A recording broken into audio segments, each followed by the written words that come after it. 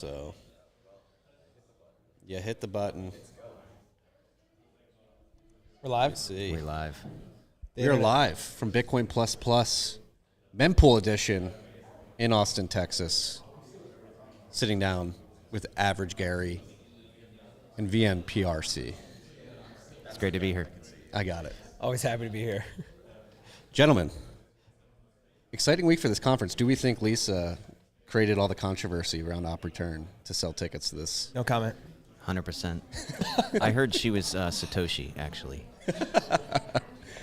The lead up to this has been very exciting, but I think as I've gotten here, I was here yesterday. We have an event going on in Bitcoin Park, Austin, about energy and mining. For me personally, the conversation here versus over there is vastly different. There's a lot of very passionate people on both sides of this op return argument, but I don't think we're going to solve that issue between the three of us today in this 15-minute conversation. I'm more interested in talking about what you guys are building with Hashpool. I think let's describe the problem. You guys fork Stratum V2. What are we calling it? The implementation. And you're creating a mining pool that incorporates eCash mints to aggregate and account shares and then do payouts. Why don't we just start by describing the problem that currently exists and how you guys are trying to solve it? Yeah, absolutely. One of the issues with centralized mining pools is they're not terribly private, and they don't do small-scale payouts terribly well. You can go to a couple of mining pools that have Lightning payouts. This is sort of a heavyweight solution because you have to run a Lightning node. eCash is a new technology that's coming up. Well, it's not new. It's like the first cryptocurrency in like 1980 by David Chaum. So yes, it's a thank you. very old idea, but it is relevant now because of Bitcoin. Rediscovered and Technically correct. re-implemented. Yes, rediscovered. It's having a renaissance these days. I think. Thank you for the technical correction. Well, actually, is what this conference is all about, I think. Yeah, nerds.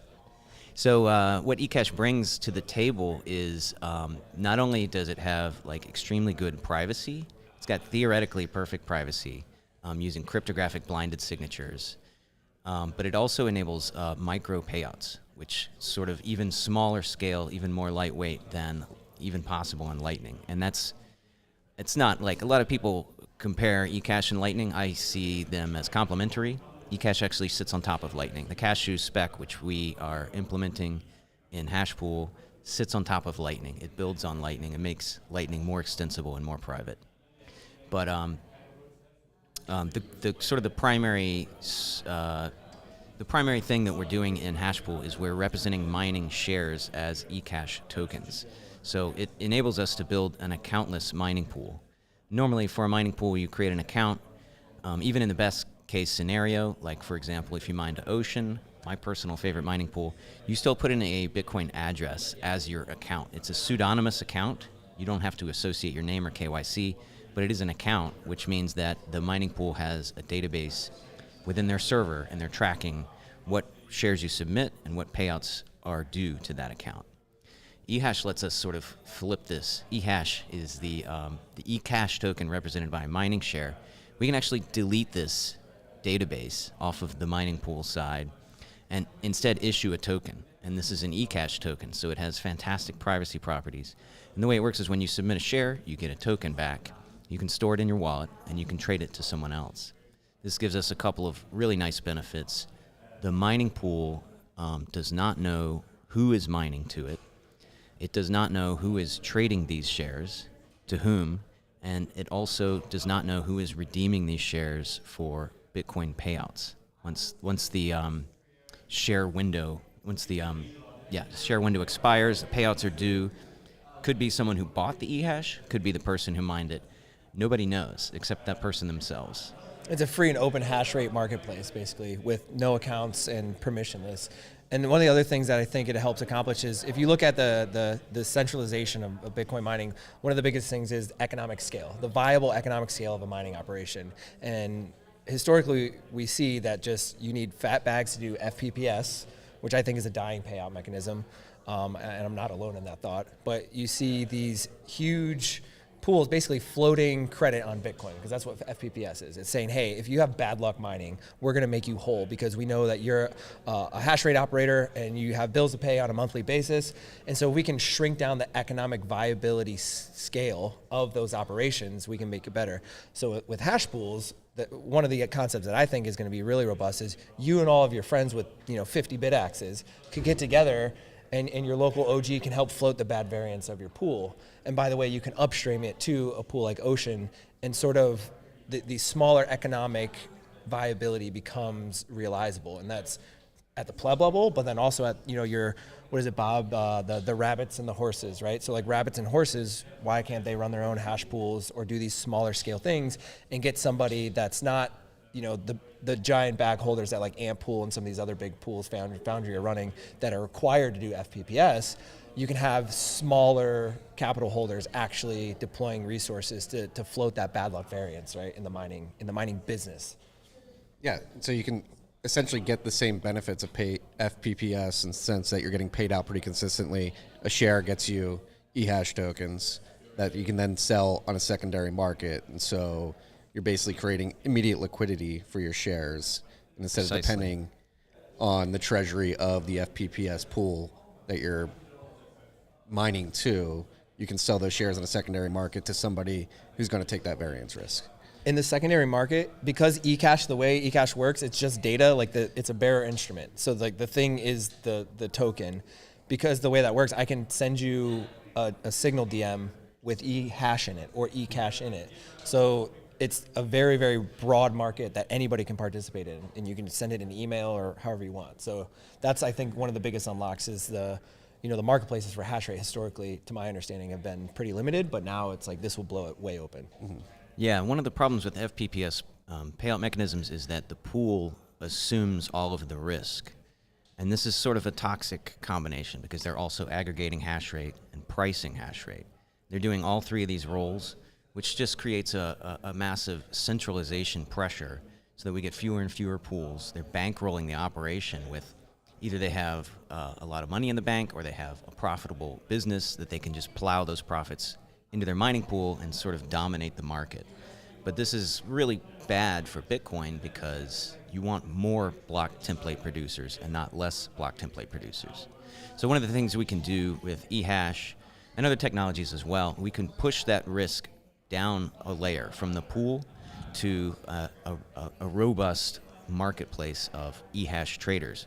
And these people you can have a professional trading class develop in a decentralized way. And if each hash pool is submitting their own block template, now we have a top-level pool that doesn't price hash rate, doesn't submit block templates. All they do is aggregate hash rate. And I think this is a far healthier mining pool stack, which is ultimately where we need to go. Yeah, correct me if I'm wrong, but there's been this long-running goal in hash rate markets to create these hash rate futures products. Yeah, there's a lot of people talking about ways to do this. Luxor's done it. Biduda had an OTC desk that was doing it. I'm not sure if that's still operational. Bob was just here explaining that he's been working on this as well. And correct me if I'm wrong, but it seems like this is the path to actually get to those markets because you need instant liquidity of those shares. The whole problem up to this point has been like a two-sided market problem where who wants to buy it and who's willing to sell at the same time. If you make the shares more granularly and immediately spendable, it seems like the potential for these hash rate futures markets to develop. Yeah, they can be extremely small in value, so you get very, very granular trades, and they also, I lost my train of thought.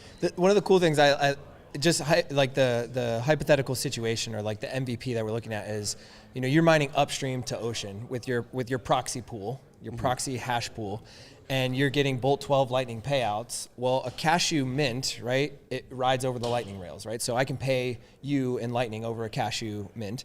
And so with the Bolt 12 payouts from Ocean, we get paid out, right?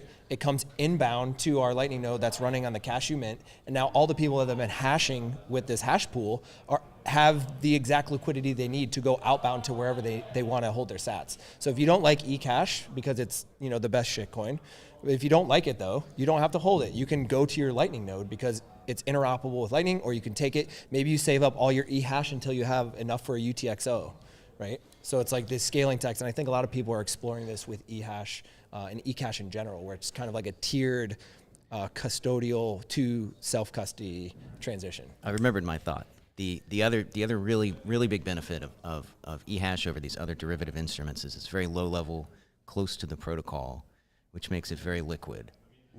If you're talking about like legal contracts, like some people have tried to build, that brings in the human trust layer. If you're talking about DLCs, you want to have, now that's an on-chain contract, so you're talking about larger amounts. Yeah. With eHash, we can do very small amounts, very close to the protocol, very liquid. Yeah, so I think one of the big problems is Hashrate derivatives markets to date is, again, going back to the two-sided market problem, is historically you just found one miner mining to a certain pool and a buyer of their hash rate. In the future, this would enable many to one in terms of seller to buyer. Many to many. Many to many. In the Cashew protocol, if anybody's not on Nostr, the Cashew protocol and Nostr are very, very tightly integrated. Like there's a whole bunch of support for it. So all we've changed in Cashew, we're using the spec, but one of the things the only thing you need to change is create a new currency unit, right? And Cashew already natively supports multiple currency units. So instead of having sats, we have the hash currency unit. Mm-hmm. And so I had like a couple lines of code change to a Cashew web wallet to let it use hash, and later on tomorrow when I'm doing my demo, I will live redeem eHash into a web wallet. Yeah. No, I was telling you, made you a little uncomfortable, but this morning when I was thinking about this interview, I was in the shower, and it's like the full circle, like Hashcash to eHash is a little bit poetic, because for those who are unaware, Bitcoin mining algorithm runs on Hashcash SHA-256. Invented by Adam Back before Bitcoin. Yes, but it seems like it's all coming full circle. And these interoperable protocols, whether it's Bitcoin at the protocol level, Lightning, Cashew mints, and now Nostr as a communications layer, like it's making all of this possible. Yeah, the problem with Hashcash was there was no way to create a limited supply. But if you turn that into mining rewards, now we can use Bitcoin as the absolute hard money limited supply. I think of Hashrate shares as sort of crude oil. Bitcoin is refined jet fuel. The mining pool is the refinery. You can mine up some crude oil and actually trade crude oil futures and just hold on to it, and it'll turn into Bitcoin. Yeah. And so thinking about solving the overarching problem that exists at the mining pool layer right now, which is FPPS pools, basically creating these large treasuries that other pools are forced to proxy into because they need to reduce their own variance risk to make sure they don't go bankrupt. Seems like that's led to block template issues where the trade-off that you're making when you proxy into one of these bigger pools is you can leverage our treasury, but we make the block template. So solving the treasury issue first, do you think this leads to more robust and diversified block template creation at the pool layer? Yes, and I think the secret sauce is that we can give an economic incentive for people to produce their own block templates. People have been working on, Bitcoiners have been working on new protocols that allow you to submit your own block template as a miner.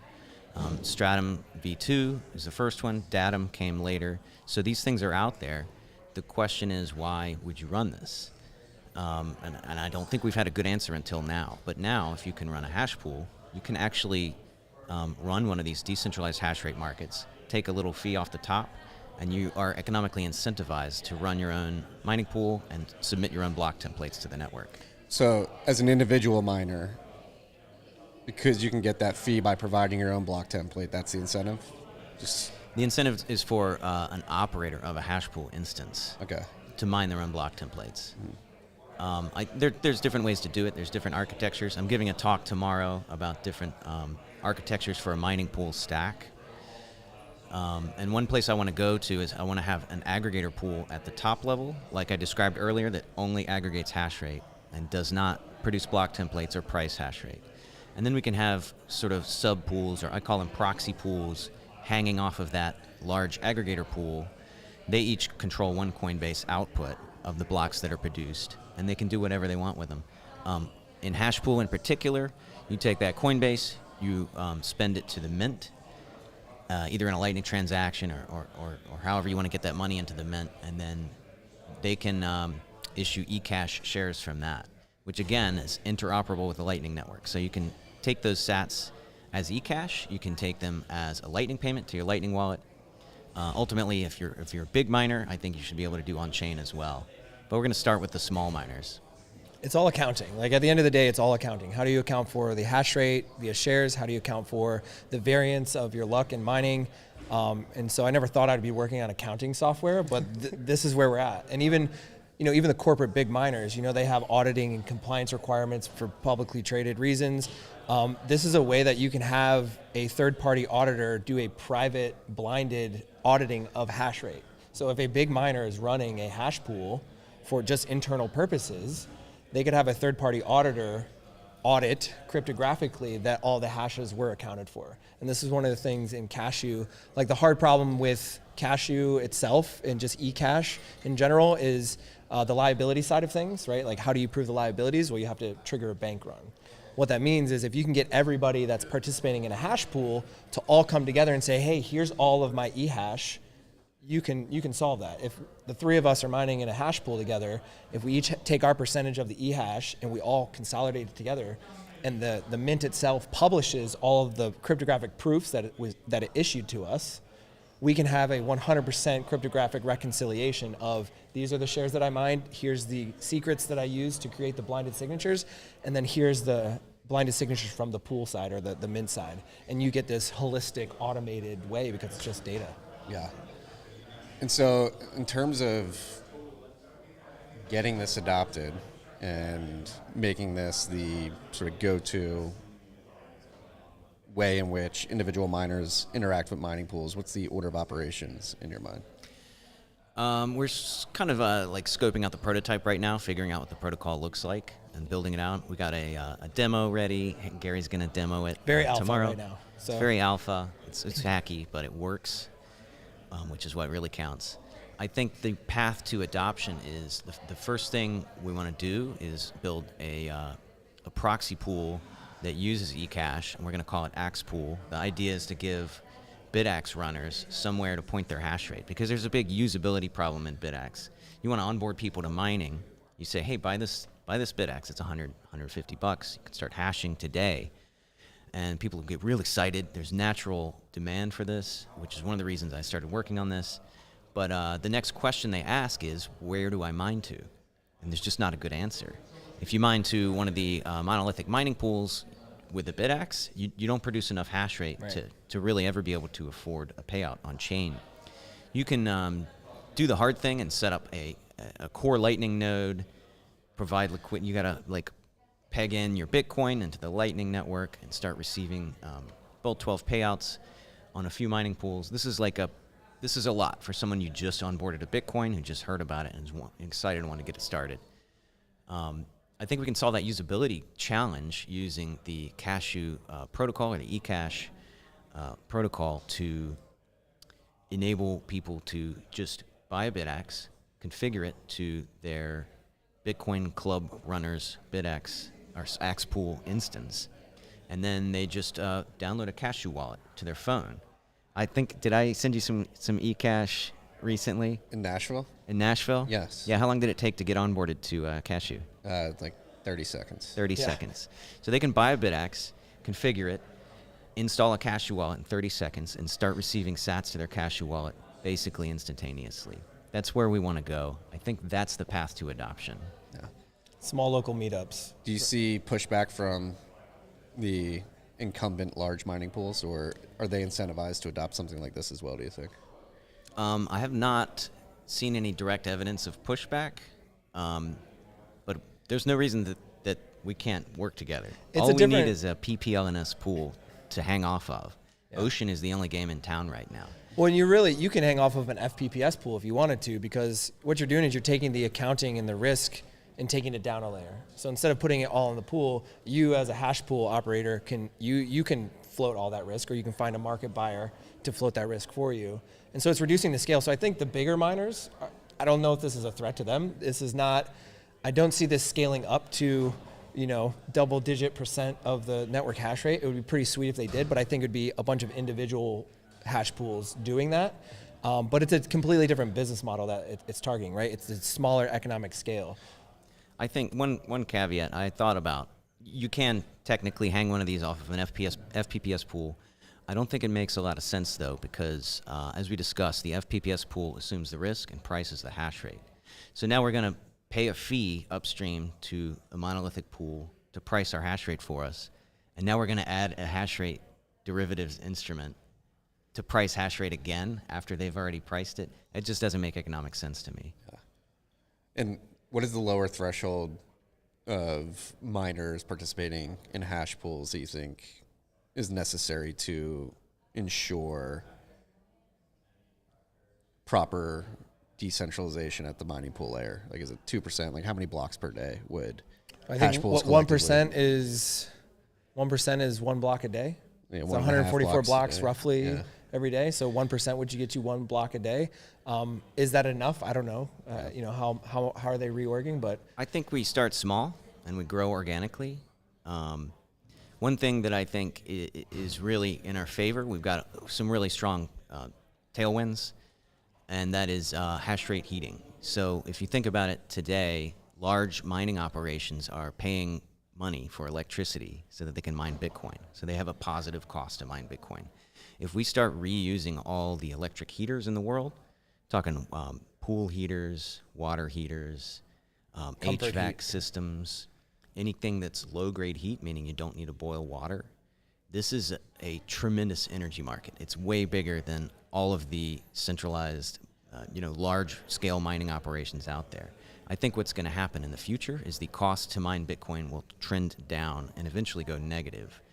And that really instills me with confidence that if we start small, we enable this technology, we let any pleb, buy a BitX or buy an HVAC system and start taking those rewards as easily as they can with the UX improvements, I think we'll naturally just grow to take over the world and kind of deprecate the old centralized business model. To put this in the context out there, I think Tyler, who wrote the book with brains on Bitcoin heat reuse, the stat he threw out when we were all in Nashville earlier this year is if you take 2% of the HVAC market alone and convert some of that to Bitcoin mining, it would double hash rate alone. Yeah. Which is insane. It's insane. well, the tailwinds too on the dev side is we're not building, we didn't just build this. It's a fork of Stratum v2. So Stratum v2 is the newer mining protocol. They have a reference implementation. We forked that and shoved CDK, which is another open source cashew development kit tool. And so we kind of brought these two forks of different projects together. So, and I see this across sort of the Bitcoin mining industry, especially with the 256 Foundation, what they're doing. There's a lot of open source dev coming to the mining industry itself. And we're just one of the many projects that are sort of accelerating this. Yeah. Well, thank you, gentlemen, for doing it. It's very important, not only on the mining pool side of things. I think it's critically important there. But I think I've been loud about this on X, on Noster, on the show for quite a bit. I'm extremely bullish on the reemergence of eCash on top of Bitcoin. I think the application that you guys are putting forth is an incredible validation of leveraging these interoperable protocols in an open source way to do things that make Bitcoin better. Yeah, that's what we're here for. Fix Bitcoin, take over the world. Yeah. Appreciate it. Any parting thoughts for the stream, gentlemen? No, be peaceful, not harmless. And that's intellectually and physically. Keep hashing, keep learning. Keep hashing. Where can they find out more about Hashpool? Hashpool.dev. You can also follow us on Twitter at BTC Hashpool. Awesome. Gentlemen, thank you. First Pleasure. of the day. That was a great one. Yeah, it's been an honor. Thank you. Really made my life easier. We set this off on a good foot, I think. So Start strong. yeah, let's start strong. All right. If you guys need to go on, I can ad-lib it here. And I'm sure I'll see you. We'll later see you today. around. All right. Around the See you space around. and in the conference. Thanks, I'll everybody. make funny for tuning in. faces Thank for you. the next interview. All right. That was anybody listening right now. We just talked about if you're new to Bitcoin and you hopped into that conversation, you're like, what the hell are they talking about? To break it down into 3 simple parts: mining pool layer, miners to make sure they get paid out on a consistent basis, pool their hash and point it at a mining pool that aggregates that hash and does payouts.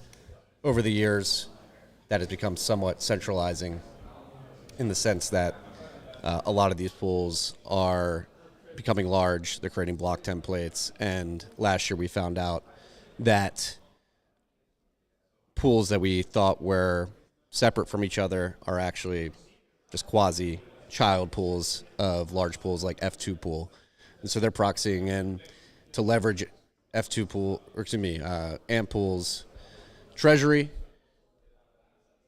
And in return, individual miners are saying, all right, AMP pool, you can make the block template, which could lead to censorship pressure in the future. What they're trying to solve by combining eCash via the Hashpool protocol is to solve that problem by enabling individual miners to get paid out automatically, in the sense that they get eHash tokens that they can sell for Bitcoin and not have to plug into a larger pool. And it looks like we've got our next guest ready to come on, Super Testnet. Thank you for joining me, sir. You are welcome. How are you, Marty? Doing well. Great. How's your day been so far? So good. I've gotten to speak with all my heroes. I got to see the great people who come to these Bitcoin Plus events. Got to talk to Nifty, and now I'm sitting next to Marty Bent. So day couldn't be better. What are you most interested to get out of these 3 days at Bitcoin Plus? The things I just mentioned. Yeah. I like to talk to all the smarties and learn what they're doing and get ideas from them. I was just talking to Brian Bishop in the other room, and he was like, hey, you want to win the hackathon? Here's an idea that could win you the hackathon. Just stuff like that, just finding inspiration and sources of new ideas for making new things. And what is the hackathon? What is the idea? Oh, his idea was a space shooter game where it pays you sats if you do really well. So like you control a spaceship and you're shooting other spaceships, multiplayer thing. Okay. Yeah. So that's his idea. Yeah. What are your thoughts on the op return discussion that's been happening over the last couple of weeks? I'm on Team Pro filters. Keep the filters, enhance the filters. Let's fight the spam instead of capitulating. That's what I want to do anyway. How would you describe the problem, and why is that your conclusion? There's a bunch. I think something like 40% of transactions since the inscriptions drama contain spam. Contain JPEGs, contain token data, contain just things that aren't Bitcoin. And I believe that with more and more of this happening, the Bitcoin core developers, I think, many of them are like, it's a losing battle. We can't. There's no way to recover from this situation. So just stop fighting it. I think is what's happening. Yeah. I guess that gets into the broader conversation of the subjective views on what is Bitcoin, what is it to be used for, what is block space to be used for, is it specifically for money? I want to mention, I don't think I'm a good person to ask about other people's opinions. Okay. So if I recommend getting a Bitcoin core developer on here and asking them what their opinion is, rather than asking me, who disagrees with them, to state their opinion, because I probably got it wrong. I could see that, but like in terms of what should block space be used for? Does Bitcoin have a specific money use case that was clearly sort of laid out when the protocol was launched, or can it be used for these other use cases like inscriptions as well? The thing that I most like to see Bitcoin used for is something called an economic transaction, which I define as a transaction that sends money from address A to address B in as few bytes as possible and doing nothing else. Mm-hmm. That's what I think it should mostly be used for. I think it's also good, at least until we have something better than coin joins. I think you can also do coin joins. Coin joins are not very economical, at least not the way they're currently done. They actually take more space than they could to send money to whatever address you're trying to send money to. But I think that because of the privacy benefit you get from doing a coin join outweighs the fact that it's not very economical. So I'm like willing to say, okay, that's fine. Some other things, I think multisigs are not as economical, or they can be now that we have Frost. You can do them in as few bytes as possible, but it's also easier to use regular multisig. So, like, there's a few things that I think are I am willing to make exceptions for, but generally, send your money in as few bytes as possible, and inscriptions and stuff is just adding bulk data that's not Bitcoin to your transaction. Just get it out of here. What is the threat to the network if we don't get it out of here? It makes Bitcoin harder to run, and if Bitcoin is harder to run, then legitimate users who might run the software don't, because they're like, this is just a bunch of spam. I don't want to download a blockchain that's just a bunch of spam. So they don't run it, and then the network becomes controlled by the few people who do run the nodes. What outside of this discussion, what most interests you right now in Bitcoin? I noticed that you've been, I don't want to say trolling, but you've been Interacting with the Monero community and trying to. I am very interested in improving the privacy of the Lightning Network, and a lot of my recent projects focus on privacy tools. And one of the things that I think is currently true is that I think the Lightning Network has offers better privacy tools than Monero does. So I try to illustrate that through. I've been trying to illustrate that through challenges with Monero people, where I say, "How about this? You send me a Lightning payment, I will send you a Monero payment. We'll see who can trace it." And so far, everyone who's taken up the challenge, I've been able to trace my Monero payment. They have not been able to trace their Lightning payment. But a lot of the Monero people have started to say, "We're not falling for this trick. We're not going to take the challenge." So we'll see what happens. In terms of privacy on Lightning, what is the state of that right now? Well, I think it's best in class. I think it's better, or if you run your own node and are careful, then I think you get better privacy than you can get anywhere else.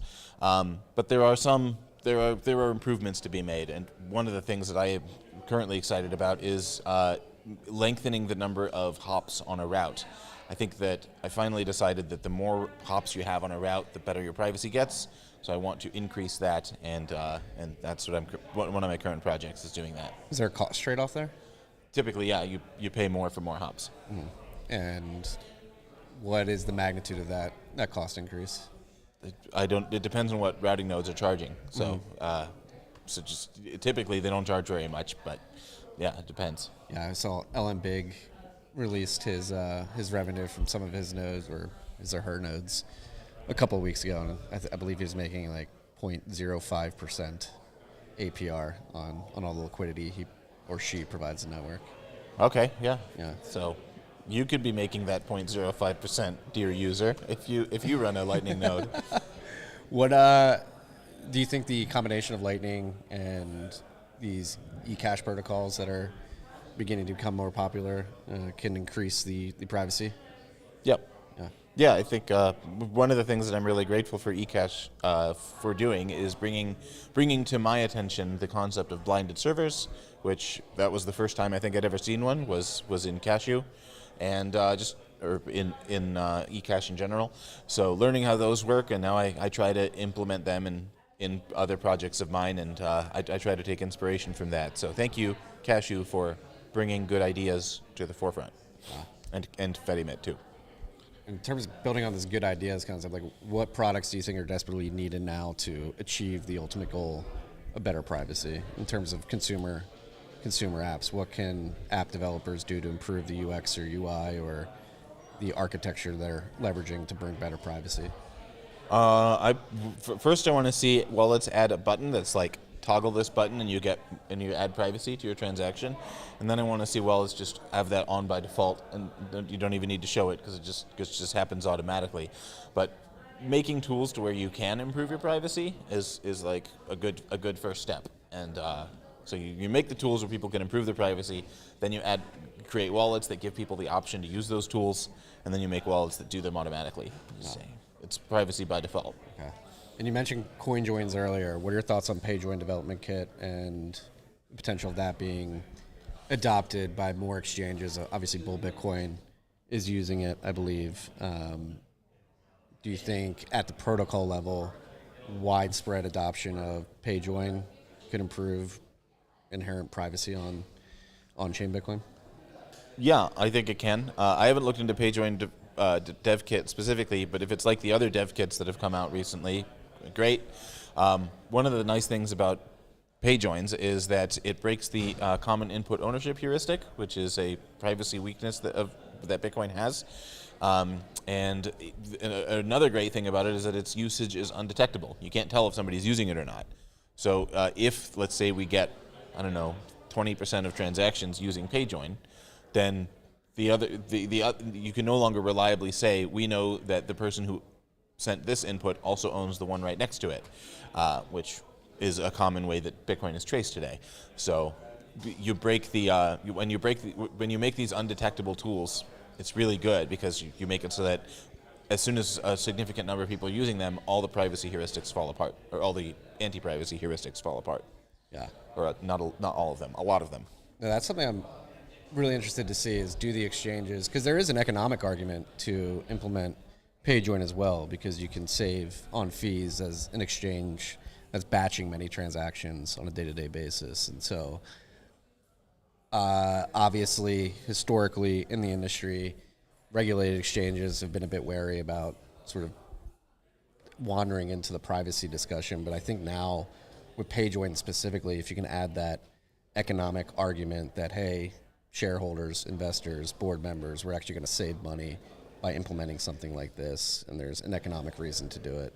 And that's something that excites me, is creating economic incentives to increase the privacy of users of the Bitcoin network. There's that, and I think that's a great reason to do it. If you can save money by doing more private things, then wonderful. I think there's also a legal argument for it. In some countries, that you have a legal requirement to safeguard your users' privacy. I think Europe, the Eurozone has this thing called the GDPR, and it says like you have to protect your users' privacy. So I wonder if exchanges could start doing coin joins and say, we're just following the law. Like the law says that we're not supposed to know about our users' finances, and this is the way to do that in Bitcoin. I think that would be an interesting legal avenue to approach it from. Yeah. I also think there's probably would say you're not allowed to have it not be private to you. You have to know where the money is coming from and going to. Yeah. Oh, look who just showed up. Dusty, thank you for joining us, sir. Dusty Detmer. It has been in a the while. House. Ran over here. It has been a while. How have you been? I've been really good, man. Really good. What are you still working on splicing? Yeah. Right Yeah. Yes. now? How Right now he's working on catching his breath. catch your breath, get a sip of water.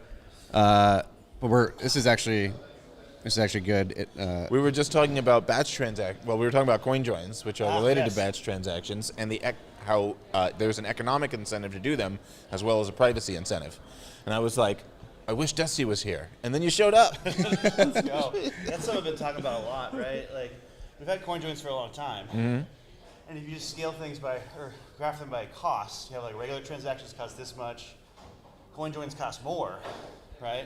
But they shouldn't. But they shouldn't. And like, the idea is if we can get a protocol for merging transactions that's just generally used, merging transactions can actually be cheaper. So like the scale of like join transactions cost the cheapest, transactions cost a little more, and then coin joins cost the most, right? And if you can get the incentive for joining transactions to be saving on fees, you get a larger base of people joining that coin join like thing, right? Yeah, in theory, let's say you have 5 people who all want to make a transaction on Saturday.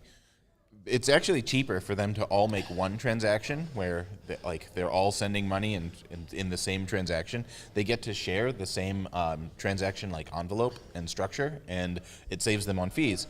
By my count, the best you can get without like signature aggregation techniques is about a 4% savings on the amount of money you can get if you have a lot of people joining a transaction with you, which isn't like enormous groundbreaking savings, but it's not nothing.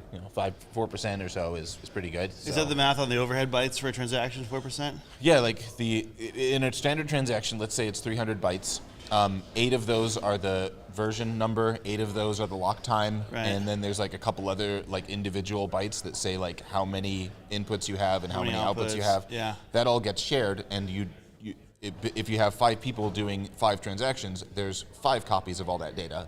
Whereas if they all do 1 transaction, there's 1 copy of all that data, and right. It ends up being about 4% of the total. Right, that sounds right. In my head, I was thinking like 5-10%, but that's probably me rounding up in my head. Yeah.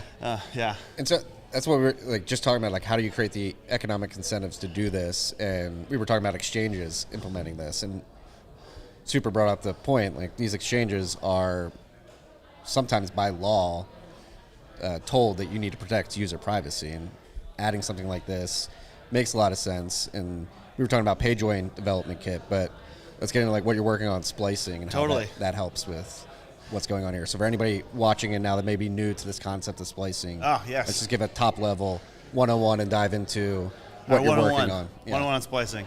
That's always the hardest version of the pitch to do, but essentially splicing is a technique for Lightning where you can adjust the size of a channel bounce using an on-chain transaction. So like this solves a lot of other problems with Lightning. People often make multiple channels to adjust their balance. Splicing, essentially, its main goal is to solve that. But along the way we wrote the splicing spec is it allows Lightning nodes to join their splices together in individual transaction. And this is the part where overlaps what we're talking about. So in Lightning, essentially, splices are solving one problem with Lightning channels, but they're also doing coin joins across Lightning nodes. And this is something I'm really excited about for the future, is trying to get that coin join-like thing happening in Lightning and combining all the other stuff out there. Pay joins, other coin joins, regular transactions. And I think that's a big deal. One of the things you're doing, or one of the dependencies for creating batch transactions and coin joins is some sort of coordination protocol or a coordination server that can that every participant in the batch transaction can talk to and say, here's the parts that here are the addresses I want to send from, and here's the addresses I want to send to, and here are my amounts, and then he can prepare a transaction. That role is typically one that coin join coordinators charge money to do, and that's why coin joins cost more than they should.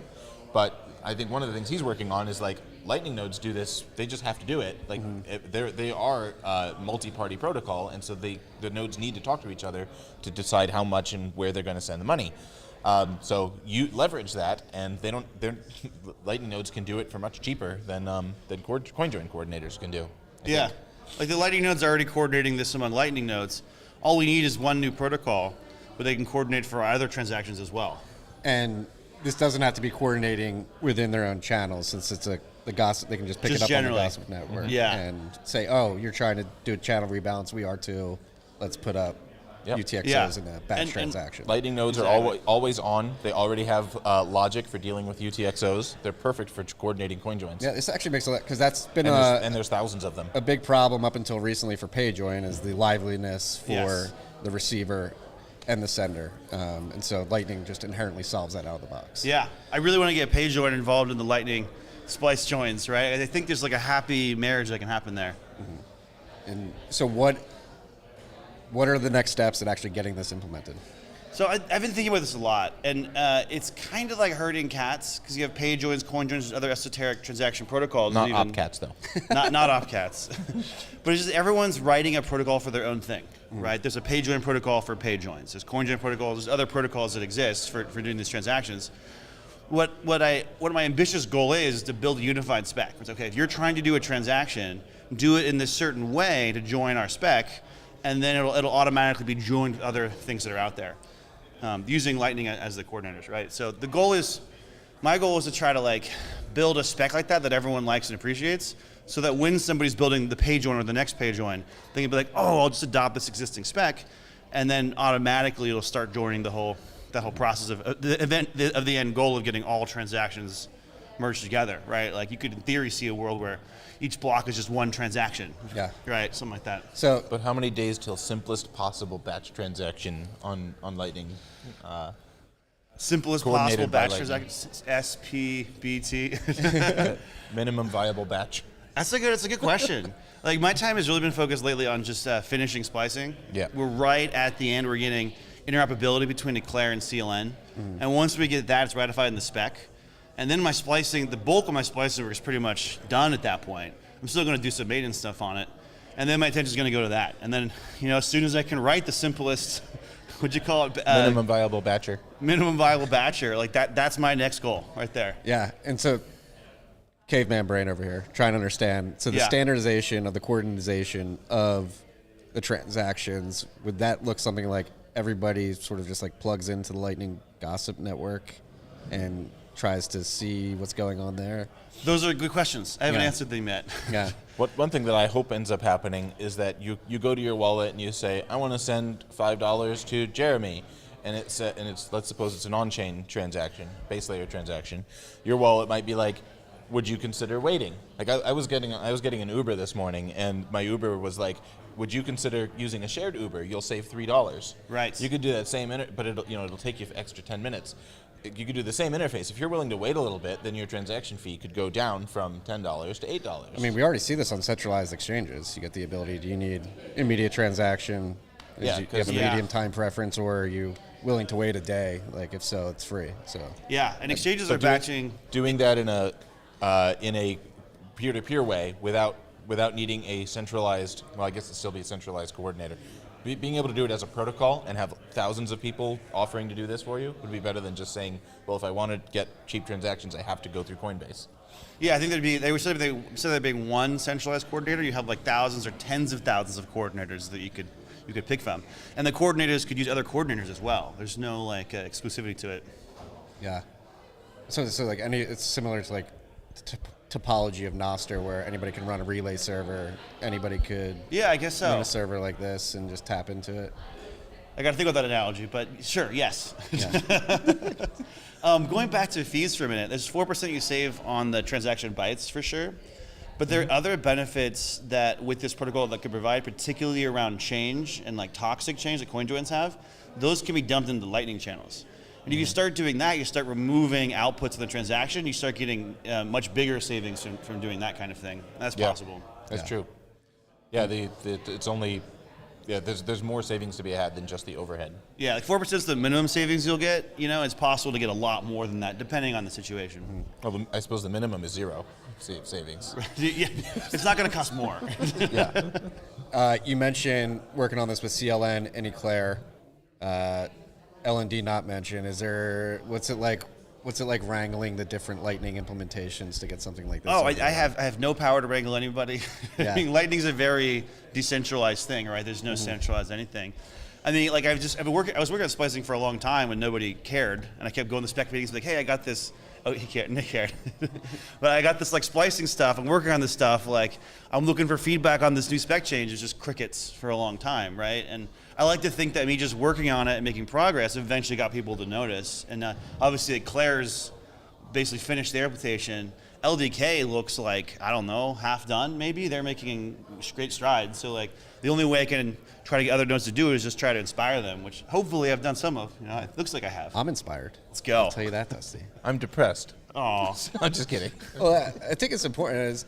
I was on the Tom Woods show the other week, and that's why I brought up Monero, because that was one of the questions she asked me. Like, people say Monero's private, therefore it's a better money. And the point I made, and I think you're validating it here, which make me feel good about my answer, is that these cryptocurrencies compete on monetary properties, and privacy is a feature that can be added over time. So with Bitcoin, it's make sure it has good monetary properties, good monetary policy, and then slowly but surely over time add privacy enhancing features in the different layers. And it seems like it's happening. Is it happening at a pace that you're happy with, or do you worry that there's not enough urgency around adding these types of features? I hope to, like, I'm trying to recreate what I did with splicing, like do this work and inspire people to kind of join it as well. That's what I'm hoping to do with this. I don't see anybody else working on something similar to what I'm describing, of like how do we get a unified protocol for joining transactions. I think I'm the only one doing that. And maybe I shouldn't, maybe somebody out there that I'm not aware of is also focused on that. I'd love to talk to them if they are. But I'm kind of looking at a long-term view, right? Like, I want to set it up in a way where I want to build stuff that helps a spec protocol for this, that even if no one focuses on it for 5 years, and in 5 years from now someone's like, oh, we need this new blah blah join thing, they'll be able to reference that spec, right? The goal is to get future developers to be like, oh, you know what? I should do this in a way where it can merge with everything else. So I'm trying to like set the stage for the long run. In terms of urgency, I guess I don't really think about that very much. Like, I view like Bitcoin as a thing that's going to be around for hundreds and hundreds, thousands of years, and I want to make sure it gets right in the long run. Yeah. That's kind of where I'm focused. Yeah. It'll be interesting to see, like, as we've seen many times throughout Bitcoin's history, is there some sort of event in terms of congestion at the protocol layer that forces people to think about these efficiencies? Oh, absolutely. Forces the discussion around that spec and implementing it. That's a great point. It's like right now fees are what, like nothing, right? So there's no urgency. As low as they can be. But that's the time to build the stuff, right? Like build all the tooling for that now. And when exchanges are like, whoa, I'm paying $100 a transaction, I wish I could make that 95, have all this stuff in line. And as a benefit of them saving those $5, they're going to also improve privacy for all of Bitcoin. So it's like, that's really the goal of what I'm focused on here, is creating the incentive So people that are moving lots of Bitcoin but don't care about privacy, come to privacy to save on fees. Yeah. That's the goal. And the beauty of these types of designs too is that even if you're not using them, if you hit a critical scale of people using them, it helps the privacy of all Bitcoin users. Yes, 100%. We were talking about the interoperability of protocol layer, Lightning, eCash. Does eCash factor into any of the designs that you're working or the ideas that I haven't thought about it that at all. That's a great thing to think about. Yeah. I think what I really like is like that to build a spec like this, it can't be built in isolation. Like it needs people that care about it to also get involved in the spec, which is internally how we do Lightning, right? Like there's been a splicing spec for a long time, but as people implement it, they have changes. Like LDK has some changes they want lately is coming through, right? Eclair has their own, right? So I think like the goal I'm after is building a spec that makes the best sense possible to me, and then trying to get other people that are building things that can tie into it to give their inputs, because they're going to have their own expertise and trade-offs that they're dealing with. Yeah. What are your guys' thoughts about the broader conversation around Bitcoin in the mainstream? A lot of focus on corporate treasuries, Bitcoin strategic reserve. Do you think that's taking away from what's arguably more important, which is the technical viability of the protocol, or do you think that's actually good? Let people focus on that while we can work on these specs. Do you have any thoughts on that? I didn't even hear the question. Thoughts on the broader mainstream conversation around Bitcoin? Focus It on sucks. corporate treasury. Yeah, it's a bunch of number go up people have infiltrated Bitcoin. Let's get back to the founding principles of Bitcoin, which are like we can separate money from state. We can separate.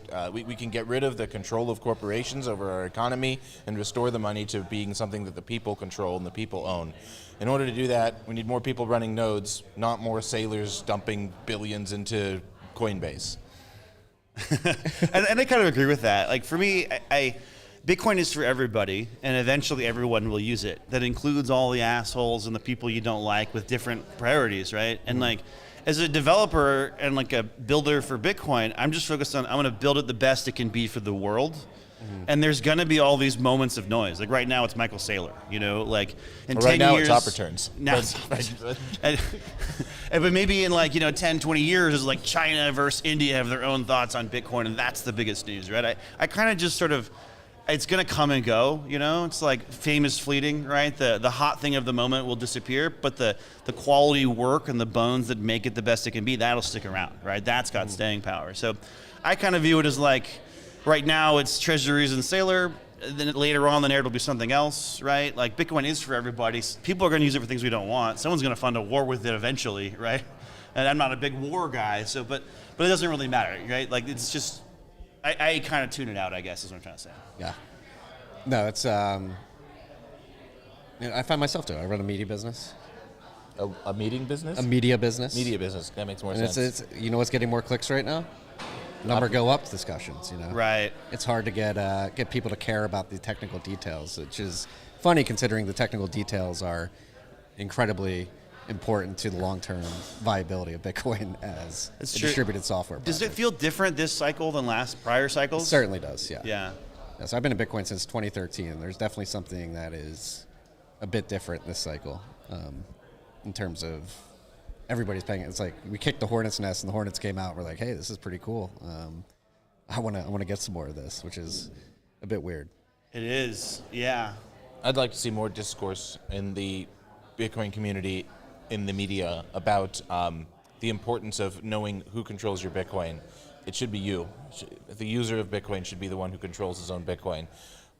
Great time to learn how to run a node, spin one up, and start syncing the blockchain. This is a good time to do it. Well, in terms of that, like self-custody, spinning up your own node, setting up a wallet that pulls data from that node to verify that you're actually receiving the Bitcoin that you think you are, what sort of UX improvements could be made there to make that easier? Because I talk to a lot of people getting into Bitcoin, and like it or not, a lot of people don't like storing passphrases.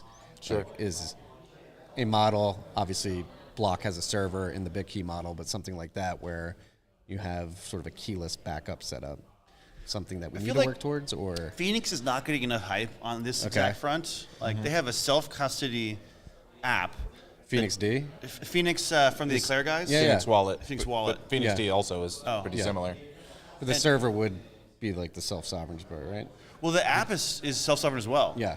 Like, you're not compiling it, but the app actually holds the funds. And with Phoenix, they've made it so you can actually do your own self-custody Lightning channels from the phone, like all natively. And they've done it really smoothly. Of course, using splicing is part of what's made it so awesome. But I feel like Phoenix is just like this silently not getting a lot of attention for being this technological marvel. I think they are getting attention. They're like the most popular Lightning wallet right now. Are they? I think so. Well, good. I guess I'm behind. I'm glad to have them back in the United States. too. Right. Now they're back in the U.S. Yeah, that's the other thing. Like, talking about coin joins earlier, obviously the Samurai developer case ongoing. It seems like the prior administration was being a bit, I'd say corrupt is the right word in terms of how they went after the Samurai devs, Keon and Bill.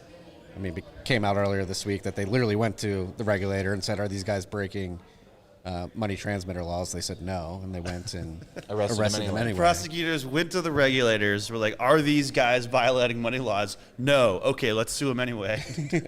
Oh, we assume let's throw them in a cage. Right.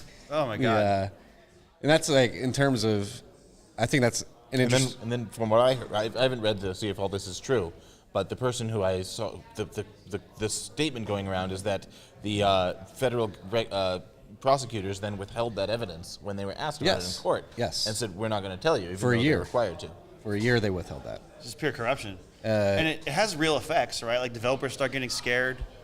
Like just talking to other Bitcoin developers, you can hear it. They're all like kind of like, oh, like maybe I should tread more lightly, you know? Well, it was right after that Phoenix left the United States. Yeah. Now they're back, possibly because there's better news. Well, that's the point I want to bring up. Like, is there a period of time, a window of time here where developers, particularly in the U.S., should be sprinting to build out as much sovereign freedom tech as possible, while it seems like we have some air cover from this current administration? We got 4 years, build everything. You're talking about a sense of urgency. Yes. There we go. There's I mean, I hope I hope this like government anti-Bitcoin movement was like just temporary. I'm hoping in 4 years, even if it's a Democratic government, they don't go back to that. And I don't know, they call it a gut feeling. I feel like it's not going to be the same. I think he disagrees. But I don't think we can rely on governments being nice to us. That has not been a very promising avenue. But try and build stuff that they can't stop. Just stop putting us in jail for writing code. That's all I'm asking. Like I feel like it's a low bar. But if they do, I really admire projects where the founders go to jail and the software still works. That's a good sign. So try and build stuff that if they can't stop it, then perhaps they will try less. Yeah. And I think also one idea in my head that could be a total fallacy is like if you're building code that you don't control, there's less incentive for the state to throw you in jail, right? Like if they jailed Satoshi, for example, he can't stop Bitcoin, right? If the government wanted to stop Bitcoin by jailing Satoshi, it's not going to work, right? I don't think Craig Wright did go to jail. I think I saw Peter Todd walking around earlier, actually. But if you build stuff that can run without you, hopefully you're giving yourself some protections from being jailed. And that's what we're all doing here, right? Yeah. Should be doing. What, in terms of what's being built right now, do you think there's an overfocus on any particular area within Bitcoin that is maybe not as high of a priority? Or yeah, we need more focus on splicing. There's a whole lot of focus recently on stuff that requires a coordinator. So I'm thinking Arc, Spark, and LSP software that all requires a coordinator to run it. And there's a big downside for that, which is that there's a choke point. They can squeeze that coordinator and make them stop doing it. So trying to find ways to make stuff that is coordinator free is great. Mm-hmm. I agree with that. Yeah. So I've seen you post about this on the internet over the last few weeks. You're not too excited about Arc specifically, because personally, I've been talking about Arc. Seems pretty. No, novel I'm to very me. excited about Very Arc. excited, I think okay. it's really cool, but it is an example of something where there's a coordinator to choke. So that is a downside of it. But it's still cool software. And so that would be the Arc service provider that's doing the rounds. Yeah, of which currently there are two. perhaps there'll be more if the software gets released and people see it's profitable to run one. Maybe there will be more. That's another thing that helps. If the second best thing to having no coordinator is to have thousands of them in different jurisdictions. Yeah, and that's another thing with ARC specifically. It seems like to scale beyond a certain degree and make it viable, not force liveliness on end users, there may need to be some sort of covenant proposal that gets merged into Bitcoin. Thoughts on covenants broadly? Yeah, I feel like people stopped talking about covenants, didn't they? Yeah. Maybe I'm just hyper-focused or selfishly. I want Lightning version 2 to happen, and it just needs any of them to go through, right? I'm a fan of APO because it's the simplest one. It's probably like 2 lines of code, and then we can do Lightning version 2. So for anybody who's listening who's like, what the hell is, so any prev out, like what is it and what would it do to make Lightning? Just recite the 2 lines of code, please. Yeah, recite the 2 lines of code. So like in every Bitcoin transaction, you have to sign it, right? And there's a little setting saying what kind of signature is this applying to. So the standard one is just sign the entire transaction. There's a bunch of different options. You can say sign nothing, I don't care. The other one is sign individual input and output. And the idea is just add, this is in the original Bitcoin code, this setting is there. You're just adding one more option to that setting, saying that I want to sign the whole transaction, but don't make it dependent on where the money came from. So it allows you to essentially, if you have $0 in your bank account, write a check from that account and then fund it later. Right, and that one key step is what we need for Lightning version 2. And most covenant proposals can do that. APO is just the original one, and it's simple as hell that accomplishes that.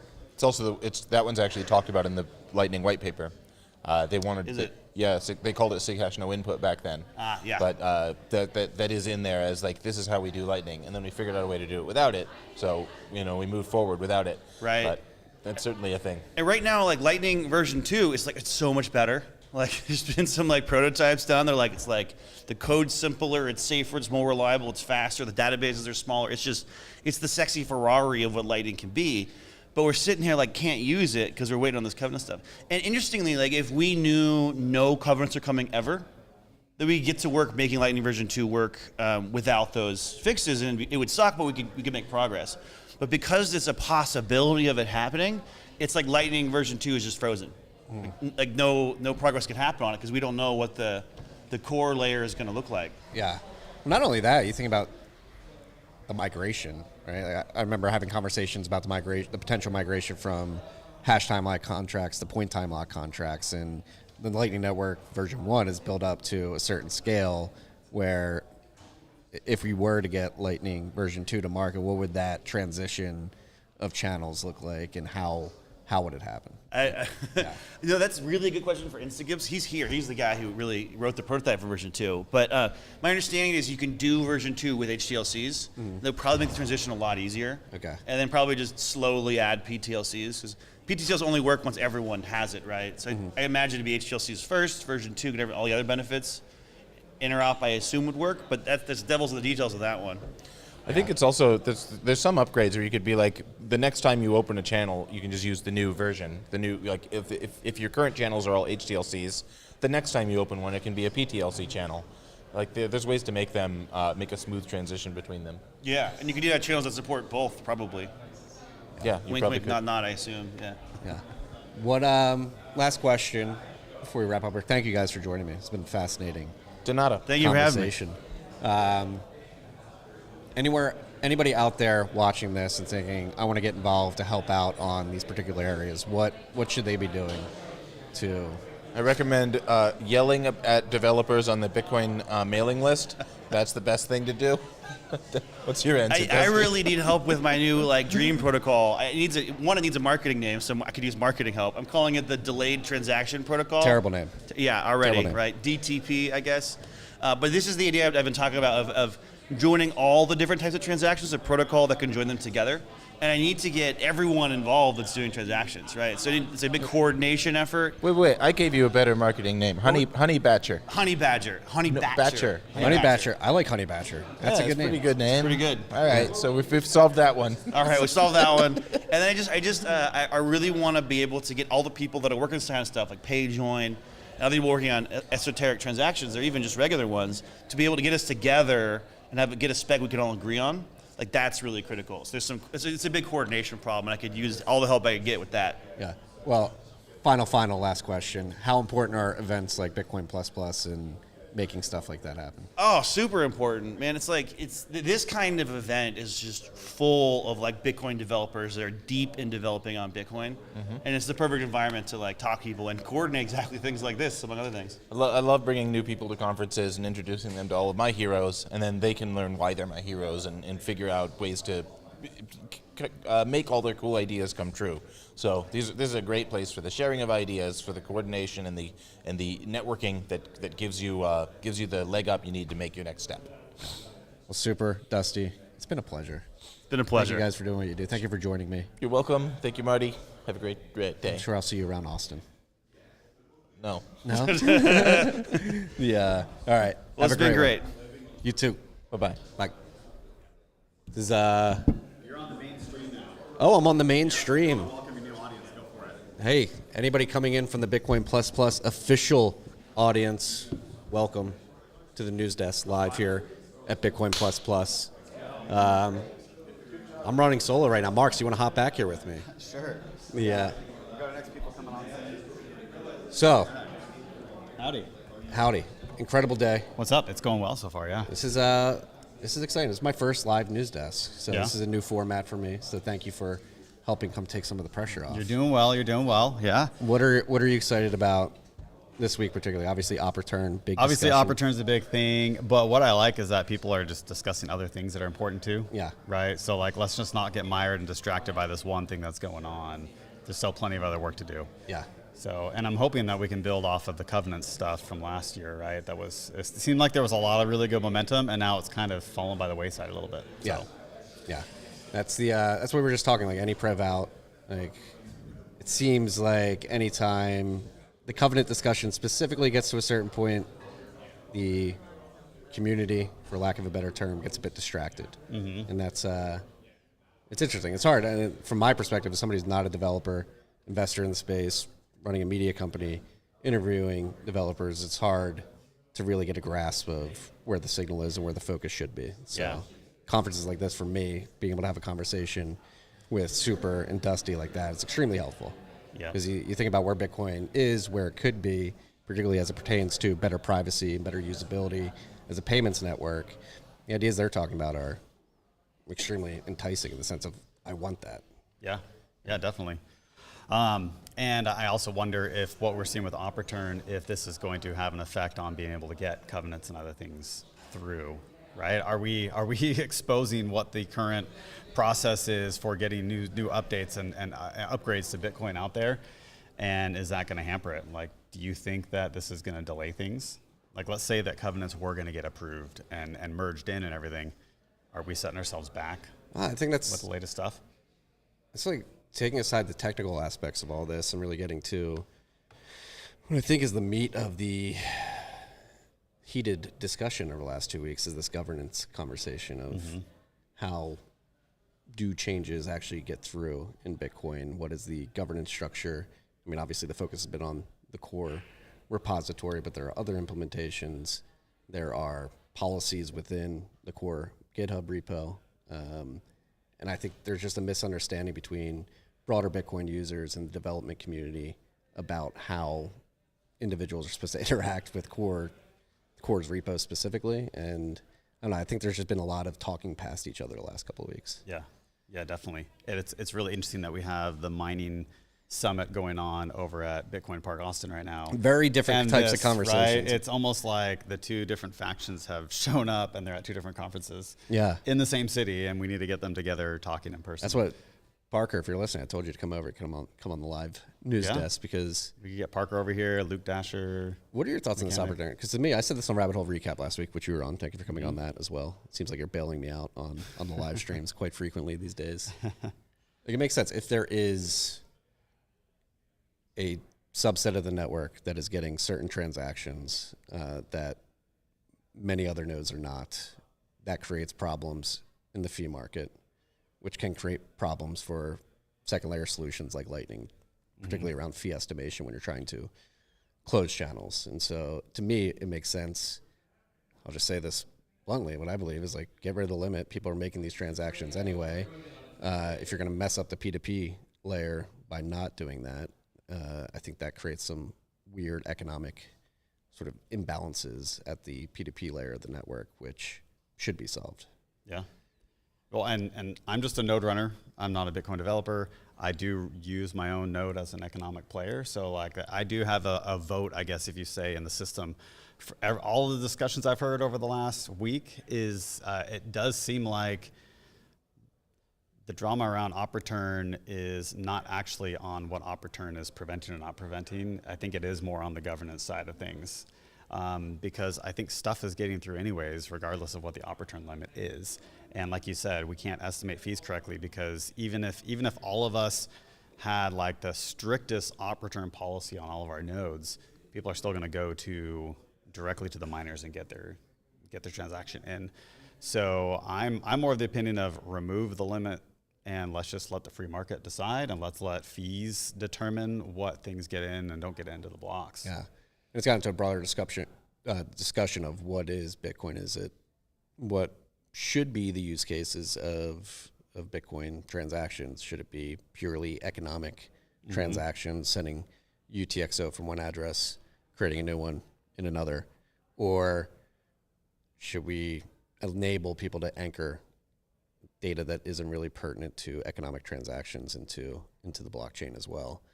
And my thought is it's possible to do that, whether we like it or not, and we just have to live with the fact that it is possible and design around that. If you want to talk about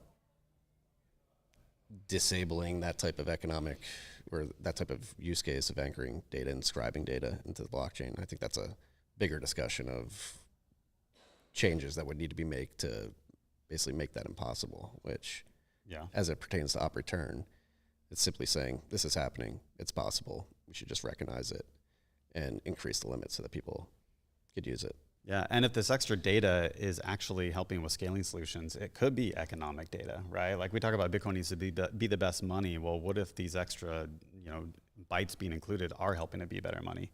We can't decide that, right? Like we talk about the Fed all the time, how they can't orchestrate the global economy. We can't orchestrate the global Bitcoin economy. And if there is a way to include data in these bytes that enables this layer 2, or a future layer 2 we haven't just figured out, or maybe there's all sorts of stuff that is yet to be discovered. And if we are just simply saying no, we know what is spam and what is not, listen to us, like that seems like a precarious situation to put ourselves in. Yeah. So I think Bitcoin will survive this. This TIFF as well. Yes, I agree. Now, if we want to have a governance discussion on like how to run a GitHub repo, like I feel like that's a separate thing. But op return is getting mixed up in that. Yeah, I think that may be the more important thing if we're really getting at it. And it's been very clear. There's been this pent up sort of I don't want to say frustration, but there's been pent up pressure in terms of the Bitcoin core, GitHub repo, how it's maintained, and what are the processes to get things merged. And I don't think it's any fault of the way it's set up. I just think there's a wall in terms of the communication between how that's being operated and how that's being communicated to broader users. And I think that's easy. Like it makes sense to me. Developers are focused on what they're building, right? Yeah. And typically they're highly focused on the individual projects they're working on. And this has been a big discussion. Do they just need a PR arm to basically explain what's happening in a way that people understand it? I think that Steve Lee has been really big on that. He's been trying to push for like PMs that could be kind of the face and the voice of some of these dev initiatives, right? To help give better PR, if you will, not public relations for all of this to make it a little smoother. Yeah, and then you have the whole discussion of separate implementations like Knots, LibBitcoin. Like if you're angry with how Core's handling their particular implementation, I don't want to say go work on another one, but like, is the option to work on another one important, worthwhile, ideal? I think that's a big question that needs to be answered. Yeah. And again, I think events like this, getting people in meet spaces, just looking around at the crowd here at BTC++, won't dox anybody who doesn't want to come on camera, but it seems like there are many different individuals who have very strong opinions on both sides of the argument that are here. So hopefully we can get together, talk it out. Yeah. Yeah, because it's easy to like lob grenades at each other online, but you get here and meet space, and you can sense people's like true intentions, and you can sense that a lot of times we are more genuine than we come across. Like when we're on X, we're trying to kind of like further discussion in a different way, whereas you can get to the real meat of the issue here. So. Yeah, I would love, even on the stream, if we could get some people on here that had different opinions. It would be really helpful. Because we are just one side of it. Like, it sounds like we both are kind of the opinion of just like remove the limit. And maybe people are watching right now and are like really angry about that. Like, let's get somebody on here to say, no, we shouldn't remove the limit. Yeah. And then going back to the discussion, like the form factor, the mediums of the discussion, I think it's clear need to, I don't want to say change, but there needs to be different avenues created for these discussions. X, terrible place for them. Yeah. Short format, grenade throwing, GitHub, centralized. Microsoft owns them. As we see with the mailing list, moved from the Linux Over to Google. distribution over to Google. There's been some problems with Google. So it's literally what is the correct forum to be having these conversations? What is the decorum of those forums, and who decides on all that? It's this is the beauty of working on a globally distributed network. Yeah. Wouldn't the answer be Noster at that point, right? Well, let's put the case forward. Build some kind of mailing list type environment, but on Noster. Because I think the problem with the mailing list is any one person at this conference is technically capable to spin up a new mailing list, but you still have the centralization part of it, right? Like they could potentially block people from participating in that conversation. So if we had some kind of Noster relay, decentralized relay kind of thing with a Bitcoin dev mailing list, that would be interesting. Yeah.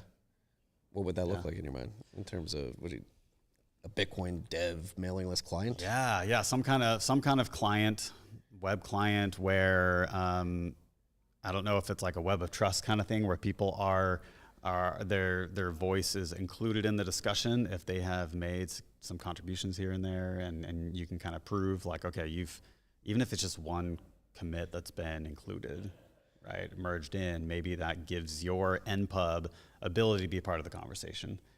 I don't know. I think there's something there. Yeah, that's fascinating stuff. All right, outside of this opportunity, we're focusing too much on it now. What are you most interested to get out of this? I mean, selfishly, I'm here to help run this, but then also get as many people to sign up for Maple AI as possible. So I'm talking to devs about it, when I can, because I really think that, we talk about how the cloud is a centralizing force, and sometimes it feels like it's kind of a psyop. We could have had this really nice decentralized web, but we got the cloud instead of that. And secure enclaves are a way to kind of take back that capture that we've had from the cloud. And so we're starting with Maple and trying to give people a really good, solid AI that is not captured. But then beyond that is we're building open secret to try and get people to build. The way that I'm phrasing it now is it's non-custodial, ownership of your data, like self-custodial data, basically. So when users are using Maple or when devs build on open secret, they are giving their users self-custody of their data. Yeah, and I think it's an incredibly creative way to solve this data storage issue on behalf of end users and app developers themselves, because I think part of your pitch is that as an app developer, that data is toxic, right? You don't want the responsibility of holding that data and securing it, because at some point, if you become popular enough, it becomes a huge honeypot. And so trying to create frameworks from which you just take that risk away seems incredibly beneficial to me. Yeah, and obviously direct parallels to Bitcoin wallet apps, right? And custodians of Bitcoin, they don't want to have that honeypot. They don't want to have that burden of having user funds. And so we try to find self-custody solutions. Not even user funds. Like, I've been thinking about ways of implementing open secret. And one simple use case, even if you want a watch-only wallet and you want to upload an XPub to watch certain addresses, like this seems much more preferable to use something like open secret to upload that on a bare server. Yeah, that's true. We have people who are trying to track their, their Bitcoin base price so that they can do their taxes and all their sales of Bitcoin to pay for everyday living expenses. And so I could see that where I would want to put, here are all my wallets that I'm tracking, and just keep track of it for me. Like, I don't want you to do anything with my funds. You don't own my funds. But I also don't want some other app developer knowing these are all my wallet addresses. Yeah. Right? Correct me if I'm wrong, some of these secure enclaves in the cloud are using zero-knowledge proofs. Some of the secure enclaves using zero-knowledge proofs. That I don't know. No. Yeah, no, I don't know. I could be wrong. So I know that there are like Web3 platforms that are using secure enclaves to provide zero-knowledge proof, like roll-up type stuff. So no, that's something I have to look at. I must have dreamt that. Yeah. Yeah. Hallucinated. Or maybe you're right and I need to look into it more. But yeah, no, we're using AWS Nitro for our cloud stuff for like CPU, and then we've got GPUs with NVIDIA. Yeah. Right now we're working on getting our own models up and running too, because we're just using Llama 3.3 right now, but we really want to get on Llama 4. We want to get on some of the other like DeepSeek. Yeah, when DeepSeek? DeepSeek, right? When DeepSeek? When is that? That's Yeah. my question. Yep. Not sure yet. We're still working on it. Our Llama 4 implementation got held up because we currently use a GPU provider in Europe, and there was a licensing problem where Llama 4 is not available in Europe. Because of European regulations? Yeah, European regulations, and specifically like the multi-model, multi-agent stuff that they have. So we're working through that, but DeepSeek is hopefully around the corner. Yeah. I mean, we've talked about this a lot on the show and off air, but this intersection of AI and Bitcoin in two ways. First, using AI to build products as a founder or a project maintainer in the space, and then two, like the literal intersection of AI using Bitcoin, particularly in the agentic model world. Like, as somebody who's been really diving deep into using AI to help build a product, like, what do you think anybody working on projects out there should be leveraging to accelerate what they're trying to do? Yeah. And there's a third element to it, which is the energy side. And I know that miners and they're working on that aspect, right, of like Bitcoin mining and AI compute. So I'll leave that set aside for now. But when you're building, like, just start using the tools. I think I said this on RHR, but I used to be someone who would just kind of tune out AI discussions because it's like, I want to learn about Bitcoin, stop talking about AI. But it's really infiltrated everything now. So if you are a Bitcoin developer or you're building an app, you're doing anything in app development, you should be looking at like, how can I use AI to at least help do a little bit of my work. There's still some training you have to do, not AI training, but like training yourself with the tool chain. And you have to review everything. You can't just like take it on its word because it hallucinates a lot. It messes things up. It'll like destroy entire classes and build new classes. So there's a lot going on there, but start playing with it. And I would just recommend like pick a small feature and just see, okay, can I have AI help me build this feature? How does it go?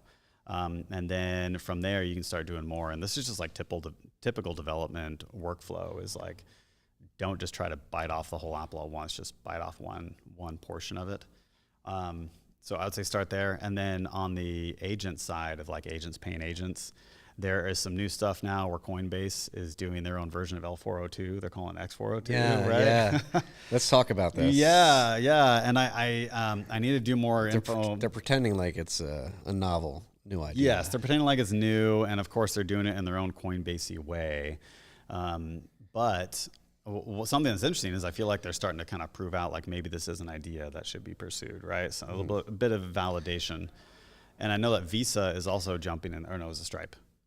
Shoot. Stripe's definitely getting Stripe's in stable jumping coins. into it. Visa's involved too. They have a whole Visa. I'm because I'm on a live stream. It's either Visa or Stripe. One of them is actually getting into like tokenizing credit cards, where they want to provide a similar kind of thing that we're talking about with eCash and agents. So there's something to look at there, where like the traditional players are trying to get into the space, but using their existing rails. How would you tokenize a credit card? Yeah, I'm trying to remember the discussion we had last week about it, but I think that they're trying to basically like virtualize a credit card transaction and split it in, and then you would have like a whole bunch of tokens that go back to a single credit card transaction. Okay. I might be totally off base right now, so yeah. Yeah. But there's a development going on there where the traditional players are trying to move into this space. Well, that's what when Coinbase announced. What are they calling it? X402. X402. And whether it's Coinbase, Visa, Stripe, whoever's doing the credit card thing, it just seems like they're trying to bolt on incumbent infrastructure into the HTTP layer. But as we know, HTTP 402 sat dormant for decades because the incumbent financial system is not a viable option to solve that. It wasn't until something like Bitcoin or other crypto assets came to be that it's actually possible now. And I'm very interested to see, because Coinbase USDC is a big part of what they're doing with X402. I wonder, are the agents going to decide what is the best money? Like, get these products to market. Do you think at some point, who knows, AGI or ASI is necessary, but do the agents begin to prefer a certain form of currency, digital currency, over another? And will it be Bitcoin? Yeah, well, so free market. Let's put all of these solutions out there. Let's make it possible. And then let's give the AI agents their choice and just say, hey, you, rather than dictating, like, here's the technology you must use, you simply just say, I want you to accomplish this task. These are the tools you have to use. Give them all the tools and let them go figure it out, right? And I think very quickly they will start to figure out what is the best route for them to flow. There's Jordy working on FuSats, right? And he was trying to do a lot of L402 stuff. Now he's actually looking to be like the best implementation of also X402. So he's not trying to like go into kind of the shitcoin space, but he's saying, hey, I want to be the provider for agents to pay for stuff. And if they want to use Lightning, let them use Lightning. If they want to use Coinbase's thing, let them use that. And if there's like a Visa or a Stripe or someone else that's coming on, he wants to provide all of those options too, to provide a free market for these agents to decide. Yeah, that's the most exciting sort of intersection of Bitcoin as a medium of exchange right now. I'm not sure if you saw Paul Toy's tweet from last week, basically letting people in on what they've been working on, and basically a statement he made at the end of his post was that pretty soon, like, AI agents are going to be conducting Lightning transactions at a scale that's orders of magnitude over human usage. And like, are we going to find ourselves in a place where we realize that like these AI agents are actually using Bitcoin as a medium of exchange more than humans rather quickly? Yeah, Bitcoin, a peer-to-peer, electronic cash system. Really, we didn't know that was going to be peer-to-peer between agents. Yeah. Between AI, we thought it would be meat space type stuff. That would be interesting. I mean, you think about just trying to pay with Lightning right now, like you scan someone's QR code, scan an invoice and pay it, and all the juggling and back and forth that has to happen, agents can just coordinate that so much faster than we can. And they don't have to sit around and say, send me a new invoice, this one expired. It's like, no, they're both there ready to go. Yeah. So. And like, what does that do to, like, we have the MicroStrategy, or the strategy, conference for corporations. Going on very different conferences, what's happening here today. But Saylor famously talks about like the total addressable market. I think he gave a presentation yesterday talking about like 200 trillion is in sight. But I don't think people have really factored in the potential for the digital economy to expand at a pace and at a size that it far exceeds what's happened to date with the internet age. How much economic activity will these agents be doing? I don't know for sure, but I imagine it's going to be massive, and microtransactions too. Yeah, and most of us can only think about what we can see, right? We can't think about the stuff that doesn't even exist yet. And agents are going to be coming up with business models and transaction types that we haven't even fathomed yet. So there's a lot that's going to happen, and we need to build the rails for it to be ready and be available for that. So I think that I think it's too early to tell that AI agents paying each other with eCash or with Bitcoin or something like that, Lightning. I think it's too early for us to just kick it to the side and say, oh, it's not going to work. Like Visa has too much of a head start. They're too big of a company. Let's just keep building the technology and put it there, because like you said, AI agents might surprise us and do things that we weren't expecting.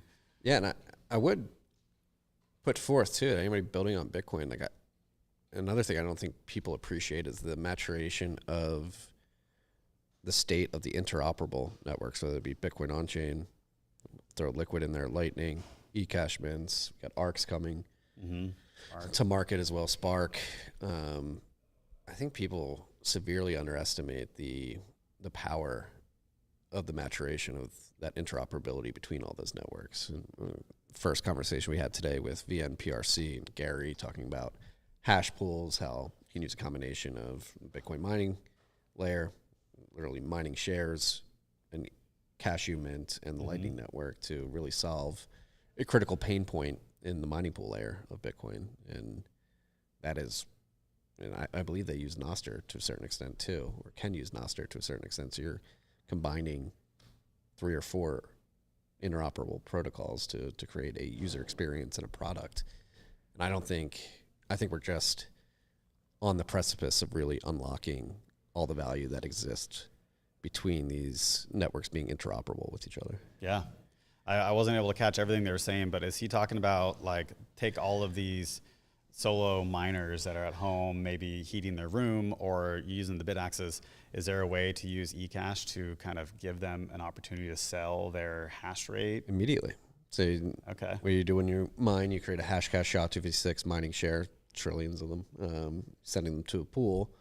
And what Hashpool would enable you to do is, if you're sending it to a Hashpool, you're immediately getting eHash shares in return, which are eCash tokens that can then be traded for Bitcoin to somebody who wants to take a risk of holding that and potentially getting a bigger reward. And so hoping that, so then those are somehow tied to a block that gets mined? Yes. So Okay. once a block gets mined, you actually know what the payout is, and the eHash tokens get converted to Bitcoin. Wow, I that's believe. awesome. I believe that's how it Yeah, works. It that'd could be cool.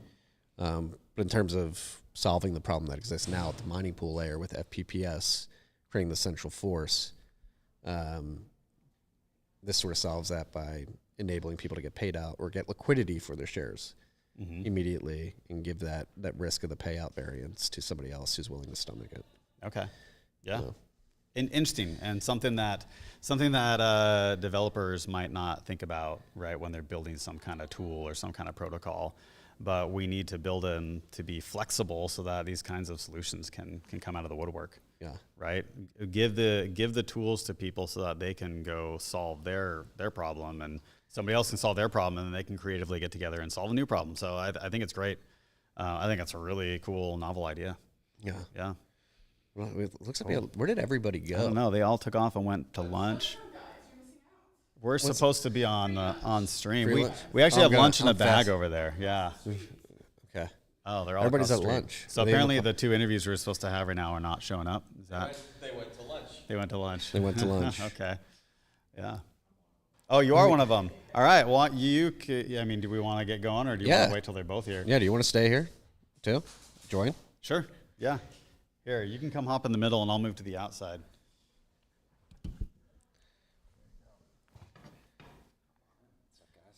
Good to see you, sir. Nice to meet you. Thank you for joining us. For sure. What About block templates and mining pool centralization? that's what we were just talking about. Oh, damn. Good segue. We were just we were literally perfect. just talking about hash Oh, pools. man. My ears are ringing. All right, so I guess let's just jump right into it. What is your fascination with block templates and mining pool payouts?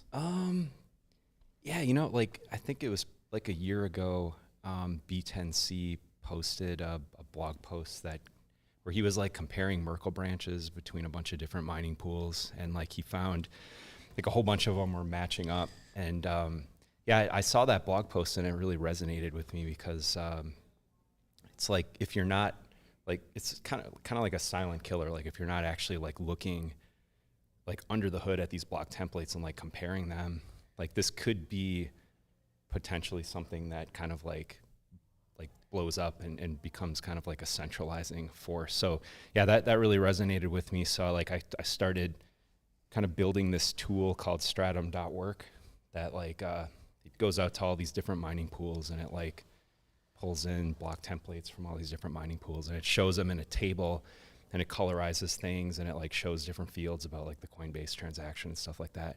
And yeah, it just really gives the observer like the ability to kind of like compare things and like look at the data and try to like make correlations and find relationships and things like that.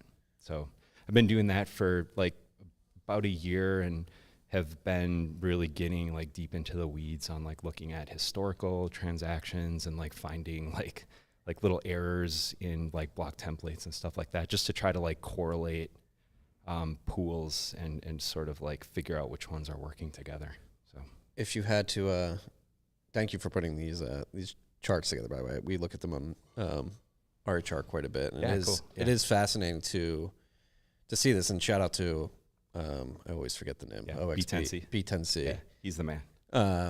For really ringing the alarm bells. Probably this time last year. Yeah, it was about that. March, April last year. Yeah. And it's pretty scary. Especially you have Mempool, which is essentially a Bitmain offshoot, creating the block template for many other pools, which people up until that point assumed were separate and doing their own thing. Right. But it became clear that those pools were in danger of going bankrupt if they didn't leverage the central bank of Mempool and their treasury. And I don't think it's ever been explicitly admitted, but it seems pretty clear the trade-off was you can leverage our treasury to pay out your miners every day, but we're giving you the block template.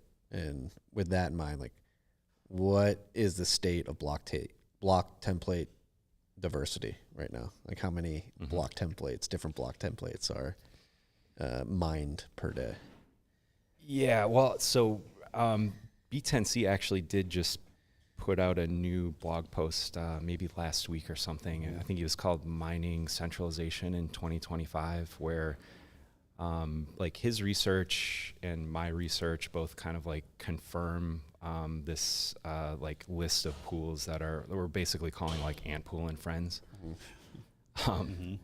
And he does like a really great job of like mapping out in a line chart and kind of like putting a percentage to all of these, like, cause you know, like you look on mempool.space and like, I love those guys, but like their pie chart is based off of the ASCII script sig of the block and then like the Coinbase payouts. But like under the hood, there's like a lot of kind of like sharing that goes on there. And aren't those names self-reported? They're self-reported. So I mean, yeah, like Mempool could just switch their script sig to say via BTC, and like mempool.space would pick that up as via BTC. Now, I think like, yeah, eventually we would figure that out, because like via BTC miners and Mempool miners would be seeing that they're like not getting paid for blocks that they say they're supposed to be getting paid for, but like to the general observer, it would look, like the data would be easily skewed. Yeah. So.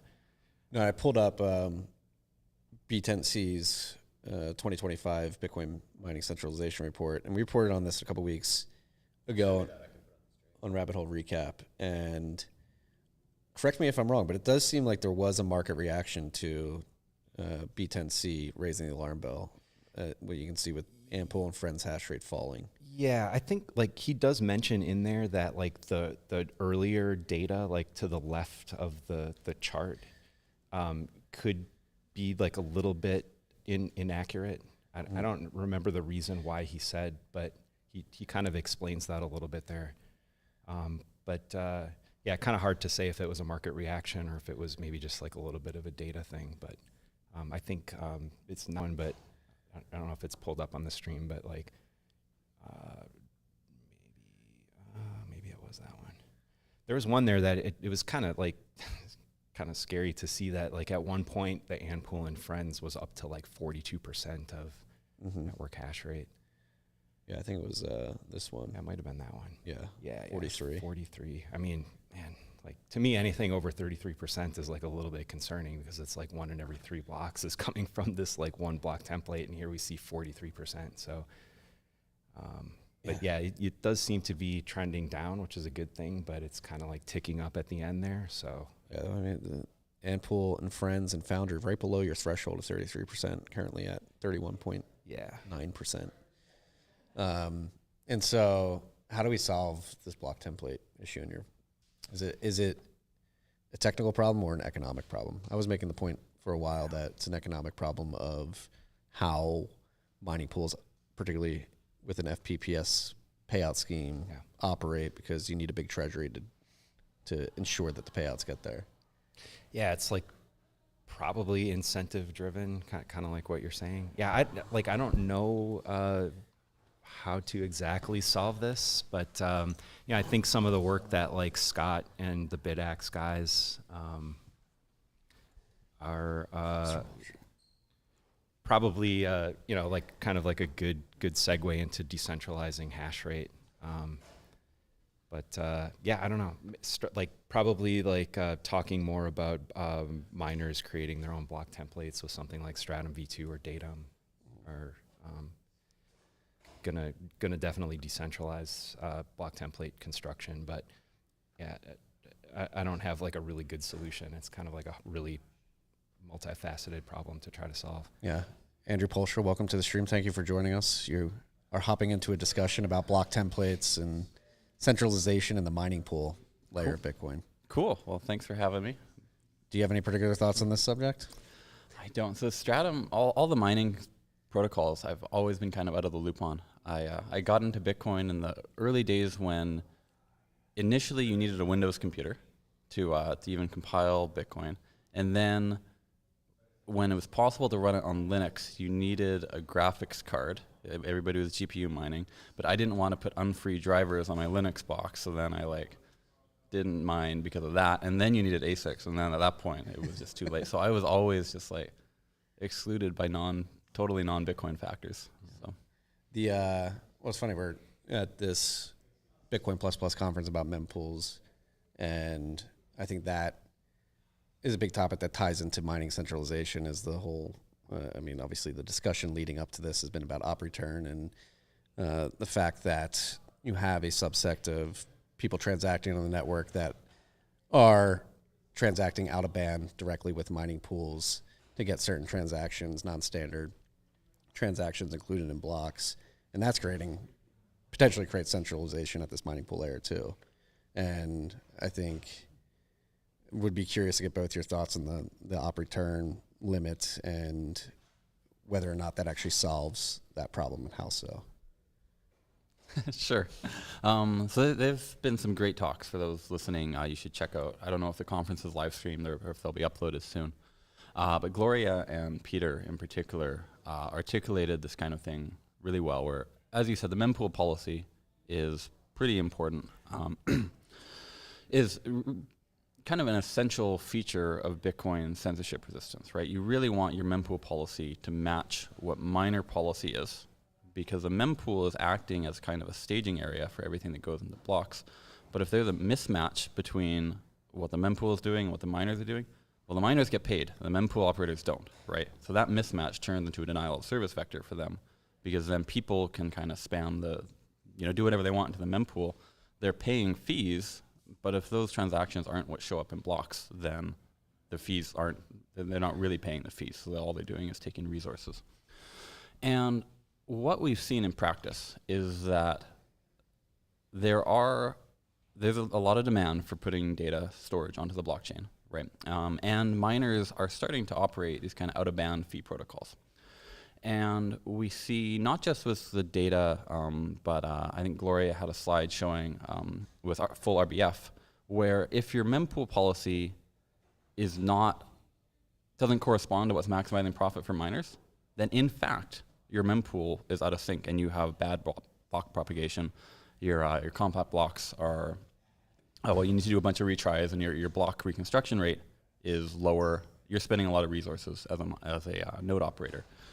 So long story short, I think we got to drop the limits, right? I think stuff like this, where the op return data is not inherently maybe philosophically it's a bug in Bitcoin or something, but it's not technically a bug. It's not like we could filter out and say no data on the chain and be successful. If we could, then probably we should put that in the consensus rule, right? But we can't, and doing it in a standardness rule simply puts us out of sync with what the miners are doing. And then that's wasting resources from mempool operators And then that encourages transactions to bypass the mempool. It encourages or discourages people from operating a node that's relaying transactions. And it's bad for the network. The incentives are bad. Yeah. And correct me if I'm wrong, but one of the inefficiencies is if these transactions are going directly to mining pools, they're confirmed in a block for node operators that didn't have those transactions in their mempool. They're forced to then go verify, like on the go, that that's an actual valid transaction, and that takes up resources as well. Right. Yeah. When I in probably 2012 or 2013, there was kind of a neat effect where if you're running Bitcoin, before it was Bitcoin Core, it was just Bitcoin, every 10 minutes, Netflix would freeze. And the reason was that you were downloading an entire megabyte block and then validating it all in these big chunks, in these 1 meg chunks. And we more or less solved the bandwidth problem with compact blocks, right? Where you see a transaction, if you've already seen it when the block comes in, you just get this kind of like short signature of the transaction. And the validation problem we solved with, we just cache. You see the transaction, you validate it. Then when it appears again in a block, it's got the same TXID, you don't need to check it again, kind of thing. And if your mempool is out of sync with what blocks are being produced, you're back to the like, Netflix is freezing every 10 minutes kind of scenario, right? So yeah, it's not great. Yeah. What both you thoughts on, I think, to me at least, observing this conversation around op return over the last couple of weeks, it seems to me, because I agree, I've said this last week on a show, like it just with this in mind, you're sort of disrupting the P2P network and slowing down node operators that aren't seeing those transactions. Like we should try to make that as efficient as possible. But it seems like there is some sort of communication issue that has arisen. And I think a lot of people have been talking past each other over the last week. Any thoughts on just how Bitcoin Core as a repository operates and what are the rules of actually interacting with the PRs in that repository versus how people understand that to work? Yeah, there's a couple of different issues there. So one, regarding people talking past each other about op returns in general, right? We kind of had a big argument around op returns at many points over the years, but 5-6 years ago we were talking about op returns, and the story then was quite different in that we didn't have miners doing out-of-band fees at all. So by having a policy, a mempool policy that was blocking op returns, it did effectively block the op returns, and it also sent a signal to the community that like this is something that the network kind of tries to discourage, like you probably shouldn't do this kind of thing. And even if it maybe made economic sense to be like doing ordinals or whatever, right, then people wouldn't because there were other chains for that and there wasn't really demand. And as the community has grown, the economic incentives take primacy. And the technical maturity is there that allows miners to be doing these out-of-band fee kind of things. And blocks are consistently full, so we have an operating fee market and stuff. So the fight that we were having about op return, should it be 40 bytes, should it be 80 bytes kind of thing, like 6 or 7 years ago, that's not the fight that we're having today. And I think a lot of people are still carrying on from there, right? And I think that might be part of the communication breakdown. Or even they feel like by allowing op returns, they're like conceding. They're like, this is us like giving up on this fight kind of thing. But I would submit that fight's over, right? Like there's no fight. Boris, anything? Dude. So I've got a way more smooth, like this is very much technical depth that I have, I'm still formulating my decision there. Keep going. Keep going. Yeah. Sure. So I'll try to touch on the second thing you said, right? Which is like, what is Bitcoin Core's role in this, right? So why? It's kind of a funny situation as an open source developer when you're working in public on GitHub and people interpret the GitHub repository as like you can come in and just like post things and like complain and post vitriol and like start making demands of the project. And that's not a fair demand of an open source project, right? Just because we're developing and collaborating in public doesn't mean necessarily that it's a town square where the public can kind of like come in and start conversations. But that's one perspective. Now, of course, everyone listening is like, oh, Bitcoin Core is not like an open source project. It's just like people developing internally. Bitcoin Core's mempool policy kind of sets the de facto policy. I mean, in one sense, the policy that Bitcoin Core implements is what the majority of people are using. So, in fact, they set the policy for the network. But also, because they're the people with all the like cluster mempool developers and like the people thinking about package relay and doing this stuff is really hard to think about and really complicated. They're also trustworthy, right? Like when they implement something, even if I disagree with what they're doing, I personally don't have the mental bandwidth to go change it and do other things, right? So when they make decisions that I don't like, then I understand the impulse to like try to step in and say like, guys, you've got all the geniuses, like please won't you do something geniusy like that's better for me, right? Like I get that impulse, I really do. But at the same time, these are like volunteers. Many of them have sponsorships and stuff, but then like, well, it's just a volunteer one step removed. We're working on an open source project that's technically very heavy, and there's a lot of complicated economic incentives at play as well as complicated technical problems at play, and it's a difficult problem, right? And it's frustrating to see like kind of Twitter level discourse like coming into the development world, right? Well, that was it. We were talking about that earlier too. Like, what is the medium for these types of discussion? I think Twitter's a terrible medium for it. Obviously, there's been problems with the mailing list over the last couple of years. Is there a better forum for this? Does it has to be long form conversations like this? Yeah, it's a good question, right? So I think there needs to just somehow be some friction, just like a little bit of friction, right? Like you don't want to be like setting up like censorship walls and stuff. But the mailing list actually has improved a fair bit since we brought in the new moderation rules, which is basically if you're a new poster to the Bitcoin mailing list and your message goes to a moderation queue, they're almost always, unless you're like outright like posting LLM spam or like whatever, your message will get through, but then there's a delay of a few hours or maybe a day or something. And that tends to prevent conversations from, it reduces the tendency for conversations to become heated and like rapid back and forth and stuff. And of course it's not perfect because most of the active posters are now whitelisted on the moderation. Like once you post a few times and like you stop going through the moderation queue, and then if you want to have fights with each other, you can, and people do. Twitter's bad because it's instant and it's like low volume, right? You're posting like, you're kind of incentivized to post the shortest thing you can so you can get it out quickly. I don't know, I've been talking about this a lot with other open source developers who are in some ways nostalgic for like the early 2000s when we had like mailing lists, where you're doing development on mailing lists, because just signing up for a mailing list is actually a little bit of friction. I know I just said like people have fights on there and stuff, but there's a lot more friction to signing up for a mailing list and posting than there is friction to just tweeting and just adding whatever orgs and stuff that you want to. I don't know exactly, but I feel like there should be a little bit of friction somehow. Yeah, it's at the very least, it's been fascinating to watch unfold. But we don't have to belabor this point. I'm sure many people are going to be talking about it quite a bit this week.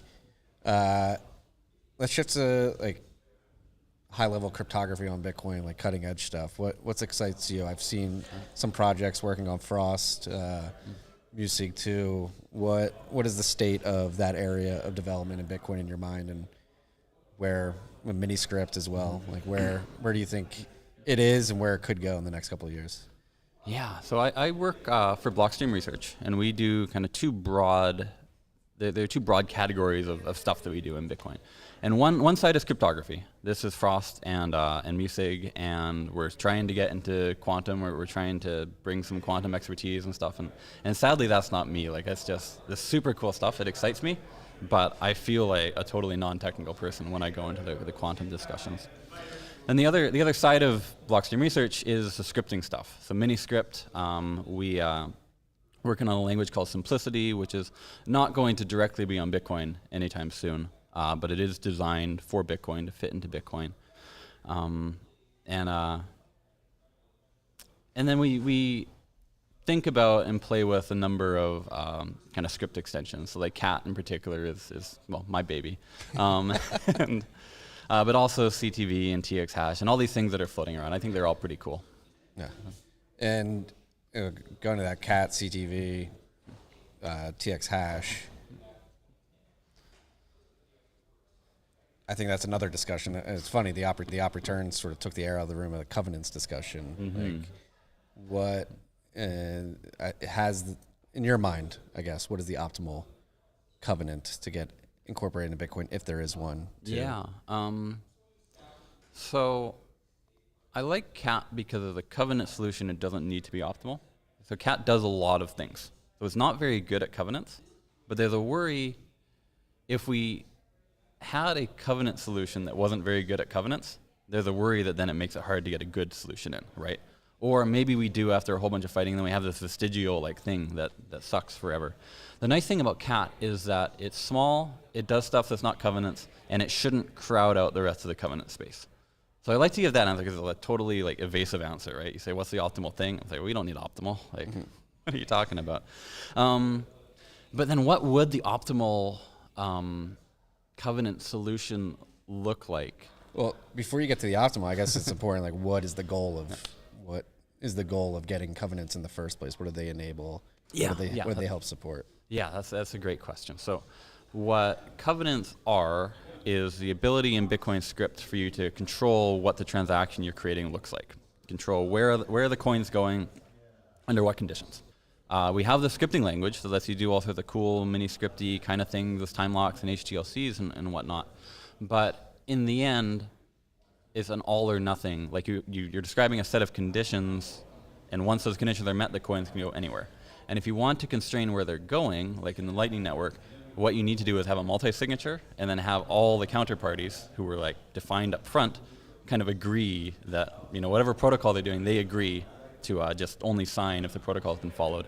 And then you have all these like backup kind of things. So covenants let you enforce this kind of thing directly on chain. And this simplifies a lot of stuff. So all of these kind of what are called commit and refund style protocols. So things like Lightning, where if one party is uncooperative, if they post an old state, if they refuse to sign something, if they drop offline, whatever, there's a recourse, right? So something bad happens on chain, and then there has to be like a backup, like take the coins back kind of thing. And same with any form of atomic swap or like cross-chain swap kind of protocol, similar to Lightning. There's always the ability for one party to cheat initially, and then the counterparty has to like undo the cheating. And this, for one thing, is inefficient, but it also prevents you from doing things where you really need the cheating to be impossible to begin with. So the classic example is vaults, or maybe a more general thing is velocity limits, where I've got a wallet. I want to say the coins can't move, except if they spend a day sitting in a staging area where I have time to react and pull my backup keys out and reset it if something happens. So that way, if my keys are stolen, then I'll have some ability to do something about it. With these claim and refund style things, there's no, I can't do that, right? So for one thing, there's no counterparty to be the one who's cheating. The premise here is that like I'm the bad guy and that my keys are stolen and my keys were used to do something bad, right? And so there's no counterparty, but even if you could kind of define a counterparty, then once the coins have been stolen, once the keys are compromised, it's too late, right? Like there isn't a refunding step, there isn't like a bond or some sort of incentive. I'm kind of babbling a bit because my point is that you just like can't construct a system that would work in the way that HTLCs and Lightning and stuff work, or ARC or all of these cool multi-party protocols. You can't construct such a system that would do vaults or do rate limiting. So that's, in my mind, the biggest goal of covenants is to be able to say, I have these coins, they can't move unless there's a delay, or maybe it's a low amount. Maybe I can delegate. I can say, well, here's this other signing key that I'm going to give to my kids. And with this signing key, they're only allowed to move a little bit of money, and then they have to send it all back to the original thing. And that's also a form of velocity limit, but it's kind of keyed to individual keys kind of thing. And you can imagine in a business context, right, you could like implement business logic where you have keys that are eventually delegated, and in the end, like your accountants can go ahead and do petty cash kind of things on their own, and more authorized people can do bigger things and stuff like that. So that's what I think of when I think about covenants. Yeah. And I like the way James O'Byrne described OpVault when he was working on that, which is basically create a simple structure that makes it almost impossible for exchanges to get hacked. It's how in the business context is like create a transaction structure that really gives the user fallback and the ability to recover coins if they misplace them or some malicious actor tries to move them in a wrong way, which I think is very important. And in terms of incentivizing self-custody of Bitcoin, which I think is the end goal of a lot of people, I think it goes a long way to solve that and make it easier for that and really strip away the fears that people have with securing private keys in the first place. Yeah, that's a great way to put it. Right. Or I feel like It's all good. If we want to switch back over to block templates and mining, I'm all in. But this is like out of my realm here. Yeah. But, I love the conversation, though. This is great. But let's switch back to block templates and mining real quick. Have you looked into Hashpool at all? I've been talking to the two guys here, not to dox them or anything. I think VM. They were on earlier today, so Average Gary. Okay, cool. They doxed themselves. Yeah, I've been trying to dig into that protocol to understand it. It seems interesting. Yeah. So it's a combination of Cashew protocol and mining shares.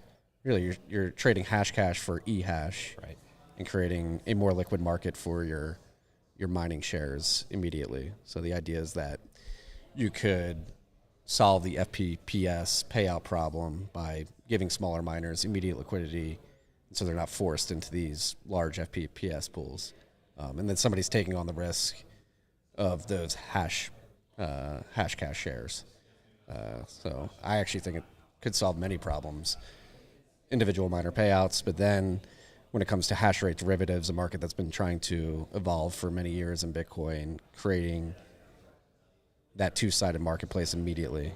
It's many to many instead of right now it's like one-to-one from a market structure perspective.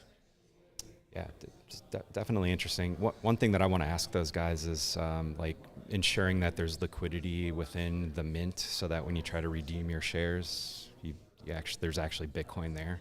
Maybe there could be some kind of proof of reserve thing, but yeah, it seems interesting. I think it's... Yeah, and that... I guess this actually gets into, we can tie this all in together, have a three-part, like talking about covenants and all of that. In terms of like what has been unexplored that already exists today to scale Bitcoin, what are some of the tools or areas that have little attention but probably should be explored more to see how far we can scale Bitcoin in its current state before moving on to something like covenants or any other potential future soft fork? That's a fun question. So one observation is that in Taproot, we have kind of this tree of scripts. So prior to Taproot, if you wanted to use Bitcoin script for mini script-like things, where you have like so many keys and time locks and hash locks and stuff that are combined in some way, you needed to write out on chain. When you spend your coins, you need to write out the entire script with all its conditions. You've got all these like, if this and then otherwise this kind of thing, and like even the code that doesn't get executed, you have to post.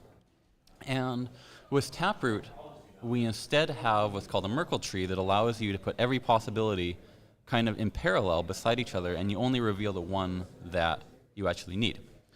And this, if you've already got a script that like naturally is this tree of if else's, right, there's a clear application.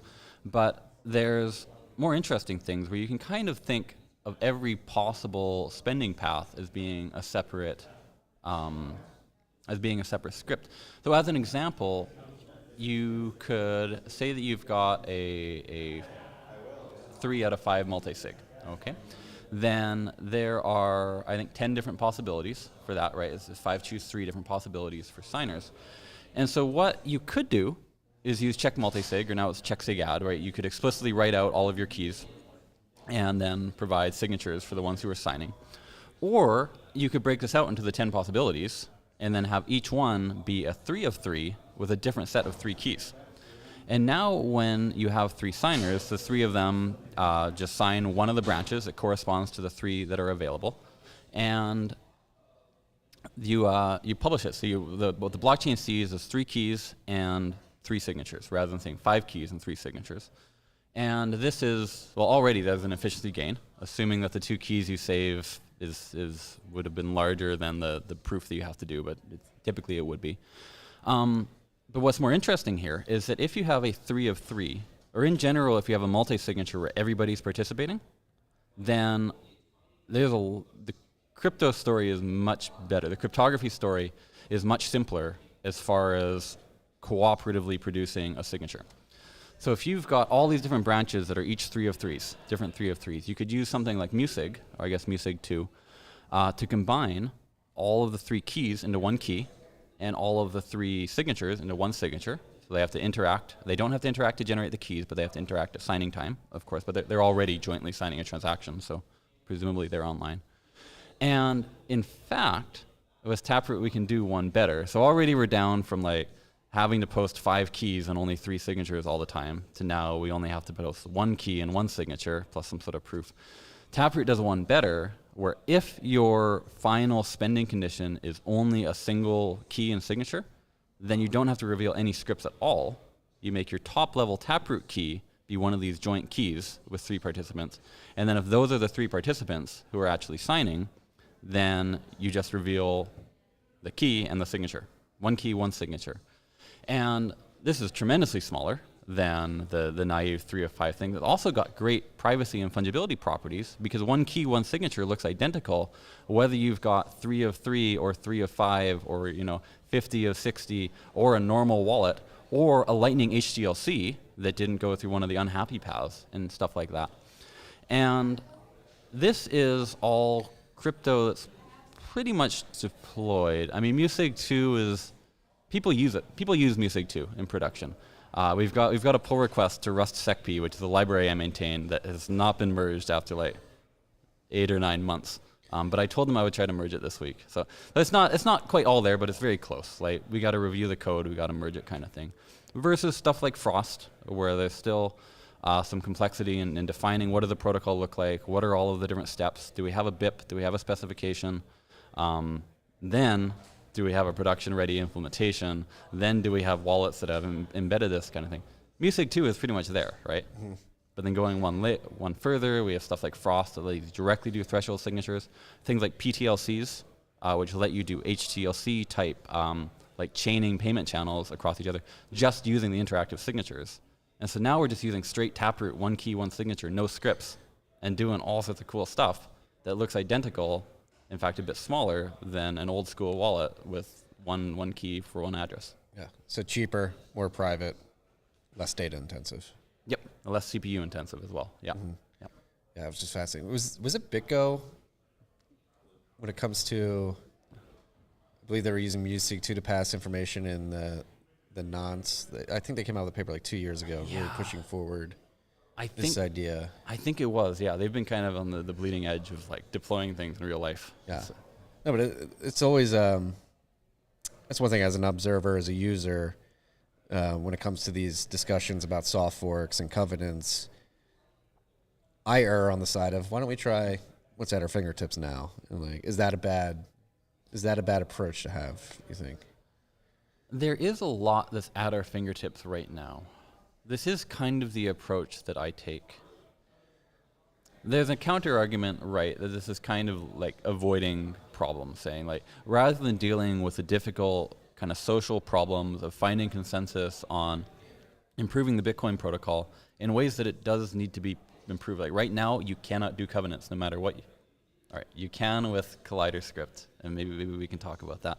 But like right now, you cannot do covenants in Bitcoin in any reasonable way, and we need consensus changes in order to make that possible. And to get consensus changes, there's social work to be done to actually build that consensus and to find out what the right protocol is, how do we implement it, how do we get it out there, how do we deploy it. And it's very tempting to say, well, there's all this kind of low-hanging fruit here of like, why don't I go work on scalability and why don't I go work on interactive signature protocols, because then I don't have to touch the consensus system, then I can just kind of build stuff. And there's value to this, right? Like it is important, good stuff that improves scaling and privacy and fungibility, but it's also tempting to work on that stuff to avoid the hard problems that also need to be solved, right? So I guess on the hard problems question, like how many hard problems need to be solved? We know, look at low-hanging fruit, easy one, Unix timestamping bug. Like that needs to be solved at some point. Yeah, that's okay. So that wasn't even on my radar, but yeah. So if you just ask me without priming, like what are the hard problems that need to be solved? I would say right now in Bitcoin, you can't do arbitrary computations, right? So we don't have something like opcat or big num arithmetic or kind of stuff that lets you do arbitrary, just like general computation, and we don't have covenants. Those are the two kind of expressivity features that we don't have.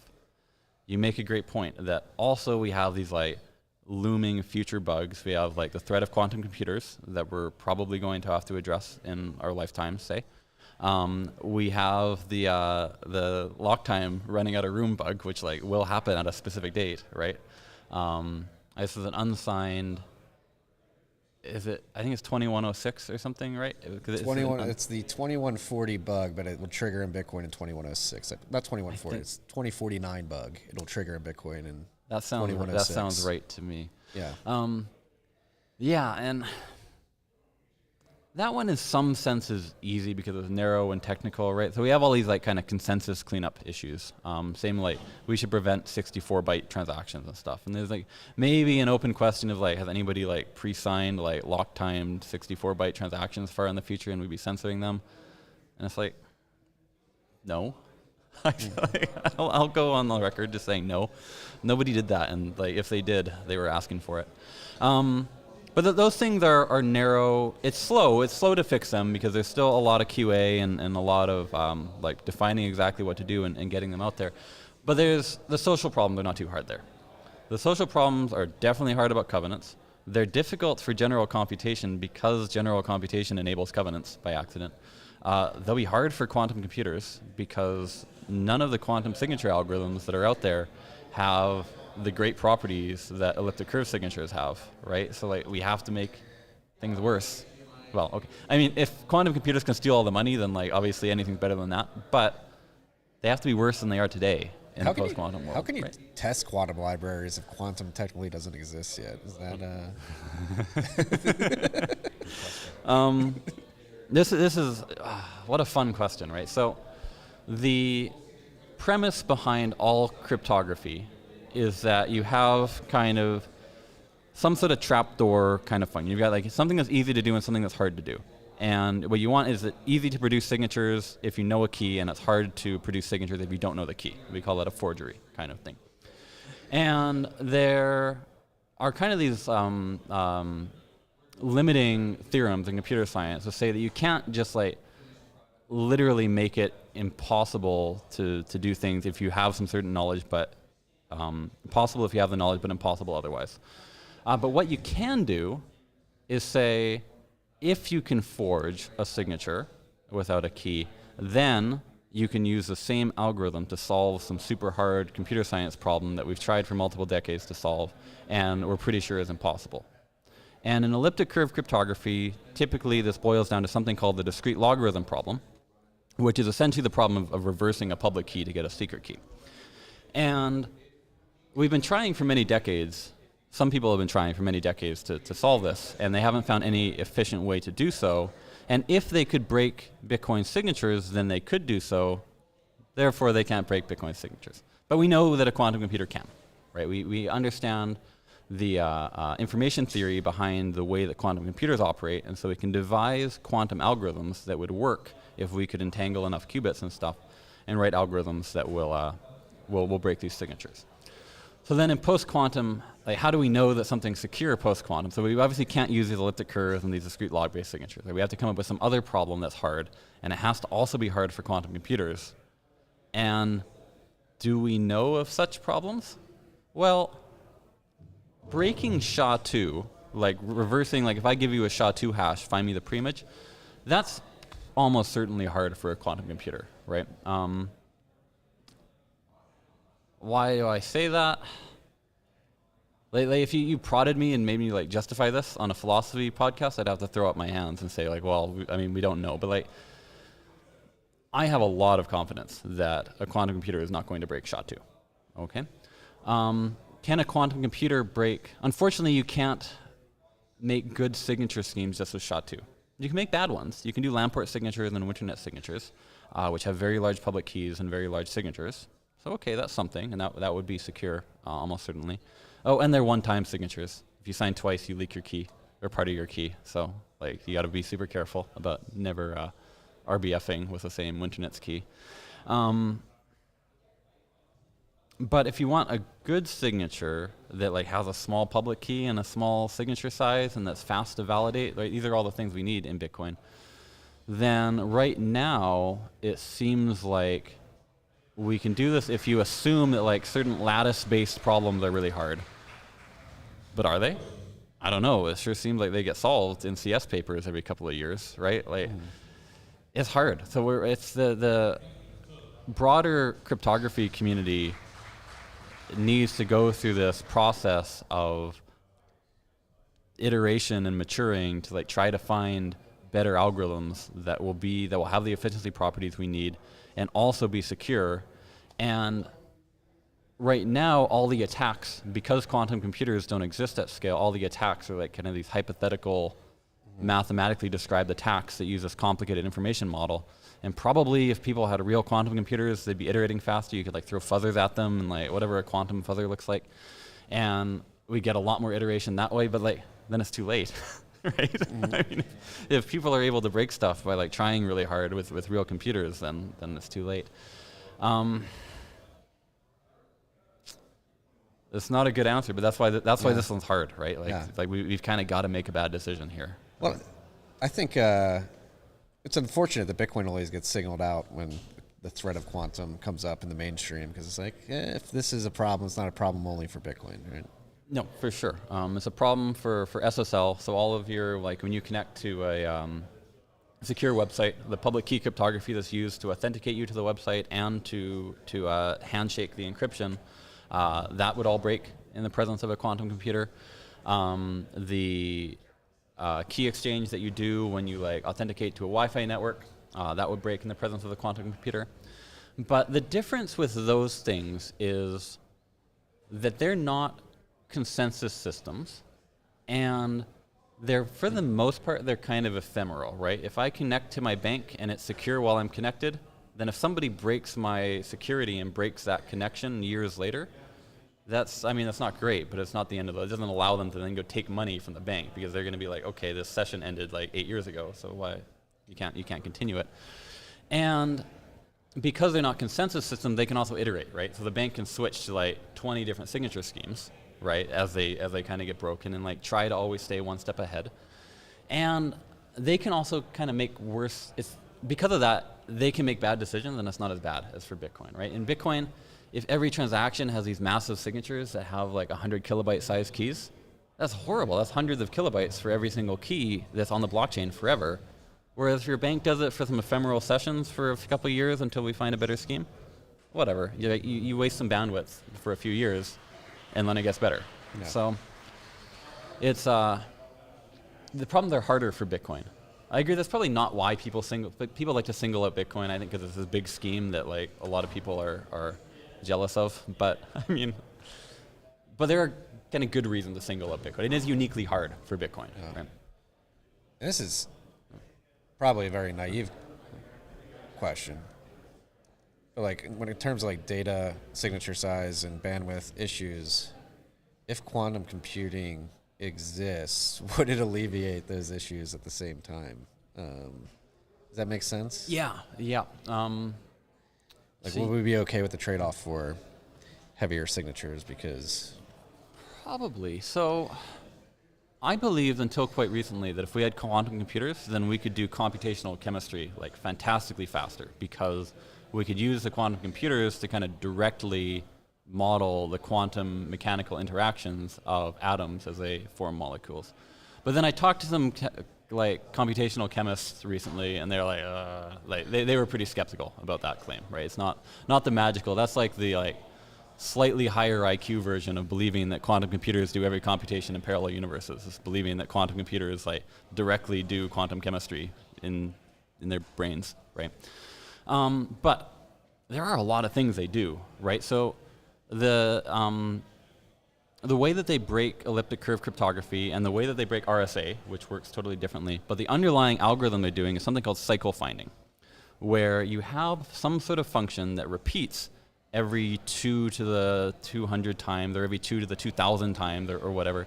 And Well, it's not exactly 2 to the 2000. It's some like large prime number or product of prime number that's kind of close to that. And the problem is, how do you find what exactly that period is, right? Or if you're like looking for a radio wavelength and trying to find it to like 500 decimal places, like figure out an exact frequency, then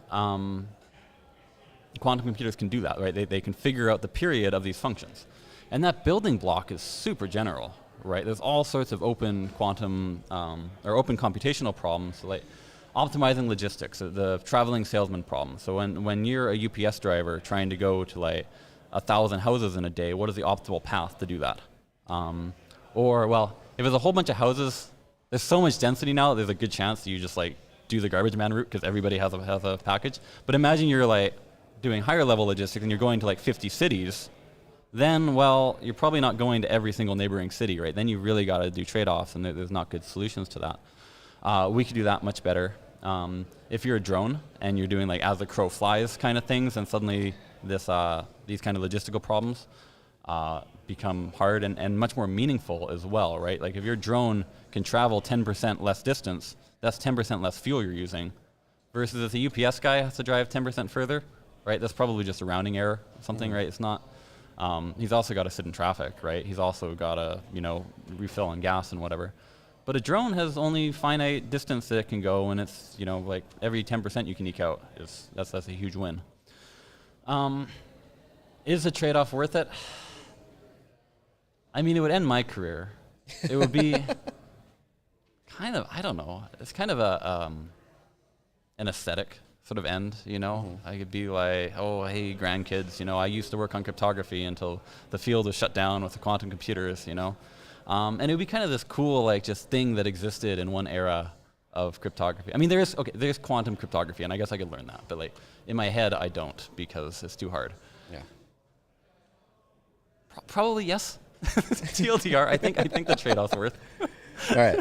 Well, thank you, gentlemen, both for joining. Thank you. Yeah, thank you. This has been incredible. Thank you for all the work that both of you are doing in the space. I think a new speaker's starting in there, so if you guys want to get in there, great. Thanks so much. Yeah, I think appreciate your time. I think it's Peter. Appreciate Todd. it. Yeah. Okay. Cool. That was fun. Sorry for being late, guys. Yeah, that's all good. Yeah. It's all good. Stand by. Yeah.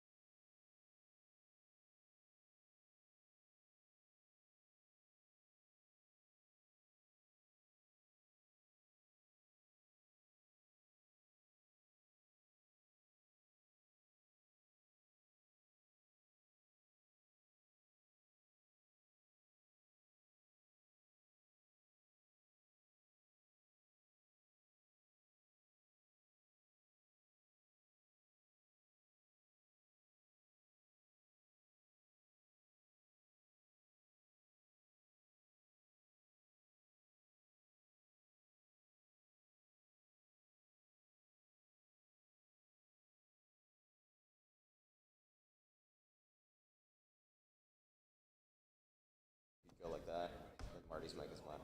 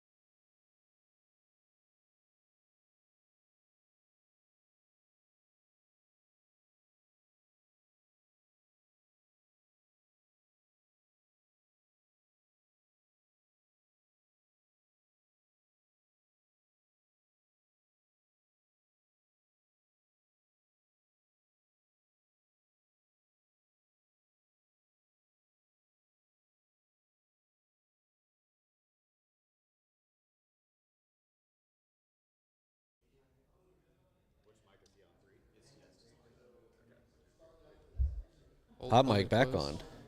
Hey, y'all ready? Yes, sir. And we're back at Bitcoin Plus Plus, sitting down with Liam Egan. It's reminiscing. I remember you coming to BitDevs a couple years ago talking about bulletproofs, and I believe at that time you weren't really into Bitcoin. Is that correct? Or I mean, I wasn't like working professionally on Bitcoin, but I'd been sort of casually interested for a long time. Like, I remember my friend's dad was like mining Bitcoin in like 2011. He worked at an FPGA company. He just had all these old. That's the first I remember of it. But yeah. so you caught the 6-month window of FPGA mining? Yeah. Yeah. Well, he had like a bunch of them from work. So. Yeah. Yeah. So what? Let's discuss what you're working on now. You're working at Alpine Labs, working on roll-ups on Bitcoin. Admittedly, not as well versed on roll-ups as maybe I should be, and I think that's probably due to some preconceived notions that have arisen in my own perspective due to how they've been implemented on Ethereum, which seems to me, as an external observer, to be suboptimal in terms of creates this liquidity fracture. And for the Ethereum protocol specifically, it's pushed a lot of activity up, which has, I think, been to the detriment of their base chain. Yeah, so just to define things, because people often use these terms in confusing and inconsistent ways. Like, there's like this notion of a side chain, which is like the most generic kind of term, and then like a roll-up is like a layer 2, where you put the data of the layer 2 on the L1, and then you either use like an optimistic construction or a ZK construction to prove that you are running the roll-up correctly and move money into and out of the side system. And so, yeah, like the way that they work on Ethereum is you have, well, I mean, it depends, right, on the roll-up, but like the kind of generic construction is you have like for a ZK rollup, a snark verifier that lives on chain, and you can just interact with it because it's like a smart contract, and we can't do that on Bitcoin because we can't verify snarks directly on Bitcoin. So like at Alpine, we're using BitVM or BitVM 2 to like kind of optimistically verify a snark, which then verifies the correct execution of the rollup. And for those who are unaware of how BitVM works, how does that work? Yeah, so BitVM is like, people sometimes use it to refer to several different things. The version that we use, these are all from like Robin Linus et al. And so basically, if you had no kind of limits on the amount of Bitcoin script you could put into a single transaction or block size or whatever, you could write like what we have basically like I think 750 megabyte Bitcoin script that verifies a snark, like a zero knowledge proof. And if you could put that on Bitcoin, it would be verified as part of consensus and, whatever, but you can't. So what we do is break it into pieces.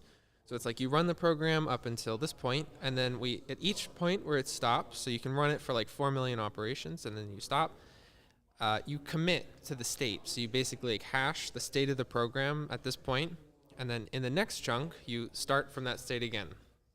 And so if I'm running the BitVM program, or I'm proving that it's run correctly, I commit to the hash of each state while I'm running the program. And then you, the observer, like the watchtower or challenger or whatever, can also run the program, and you see, aha, like this state that you committed to here is wrong. If you run it from the previous state to here, you get a different state. And so you can then challenge me by putting that chunk of the big program on chain. So instead of running the whole thing, you just run this one little piece, and you can show that this piece fails, and that can be verified as part of consensus. So is it similar to Bitcoin mining in the sense that to build a block, you need to reference the TX hash in the previous block to be able to do that? So in order to make BitVM work as Bitcoin exists now, we need to pre-sign everything in order to have these like multi-stage sort of transaction graphs. If we had a covenant, we could avoid that. Probably. I think the work on CTV Bitcoin BitVM is still ongoing. So it's unclear exactly what you can get rid of or not. But yeah, so you pre-sign this whole like state transition graph. And what is the ultimate goal of these rollups? So what can they enable? Yeah, so there's a pretty good article actually from DBA, is like a VC basically. Like Bitcoin right now lacks certain kinds of functionality. Like people have different feelings about this, but for example, Bitcoin doesn't have as robust privacy as you would be able to obtain in Zcash or Monero or any number of other, like Tornado Cash, these like other kind of privacy protocols that exist outside of Bitcoin. And from my perspective, privacy is crucially important for fungibility and like just the health of the system. And anyway, if we have a rollup and we can verify a snark, then on the rollup, we can kind of do whatever we want. The snark is like a universal verification primitive. So once we can do this one thing, which is verify a snark, whether it's with BitVM or something else, then on the rollup, we can have strong privacy. We could use like shielded CSV, which is a protocol that I co-authored with Jonas Nick and Robin Linus. We could also implement things like Bitcoin-backed loans, and like all of this could be done in a way that doesn't rely on, or it relies less on trusted central parties. So right now, a lot of these things, if you wanted to do them with Bitcoin, you'd have to use a custodial service or something else. And I don't know, the vision for me in terms of rollups personally is enabling like robust privacy on Bitcoin, but also just any number of other things. What are some of the trade-offs that come with this model? With Like, are there enabling more stuff on Bitcoin or with BitVM? It's like as an end user with BitVM, like are there custody trade-offs? Are there? Oh, yeah. So it depends what you compare it to. So the advantage of BitVM is that it sort of works, like for some definition of works right now with no changes. It requires what we call like a 1 out of n assumption. This is a little like confusing sometimes. I find people are confused by it. So you could build a rollup with a multisig right now. Like they don't call it a rollup, but like essentially like Liquid, right? You have a federation and there's some subset of people have to sign in order to move the money into or out of the sidechain. That's fine. This has a liveness safety trade-off. So you are assuming that some subset of the signers are not colluding to be evil, and when you make the set of like colluding signers smaller or like larger, like you require more people to collude to be evil, the system becomes more secure. But then if any of us people go offline, then the system can deadlock and you can't do anything. What BitVM enables is all N parties that set up the system must collude in order to steal the money, and if any one of them is live, the system will still remain live. So this is the trade-off of BitVM. Now, if we compare this to like a snark verifier on Ethereum, it's fundamentally different. On Ethereum, you could verify a snark as part of consensus right now. So it just reduces to the L1 consensus. So if we enabled opcat, for example, we could verify a snark directly on Bitcoin as part of consensus. That would offer a significantly greater degree of security as compared to BitVM, but would require changing Bitcoin. And then another just trade-off I want to mention, which is sometimes ignored, is like the complexity. Like it's very complicated, the system that we're trying to build and work with. So, you know, requires a lot of eyes and work and audits and whatnot. So people should keep that in mind as well. Is the hope that by proving this use case via BitVM could create some support for a covenant solution like opcat or CTV, whatever it may be, that would then enable you to do what you're doing in a much more efficient, easier manner? And alternatively, even if that does happen, but a soft fork doesn't emerge, can this scale using BitVM as it in its current state? Yeah, I think that like BitVM does sort of force the question, so to speak, because there's like a lot of ambiguity about the trade-offs with different soft forks, and BitVM, I think, sharpens the discussion, because it's like we're going to do this now. Maybe we could do it better if we did something else, but it's no longer the case like we're blocked on this, like, I don't know, kind of vague political vagaries. But so I don't know. I mean, I think that the system overall would be better. I mean, essentially, this is what it comes down to, in my opinion. If you think that verifying snarks on Bitcoin is something we should do or should be able to do, then I think long term we should have a better way of doing it than BitVM. If you disagree with that, then like it's different. You're in a tough spot, I think. But like I'm not sure I can convince you of that. But if you're willing to accept that premise, then I think that like we should pursue solutions that are less complicated and have better trust assumptions than BitVM.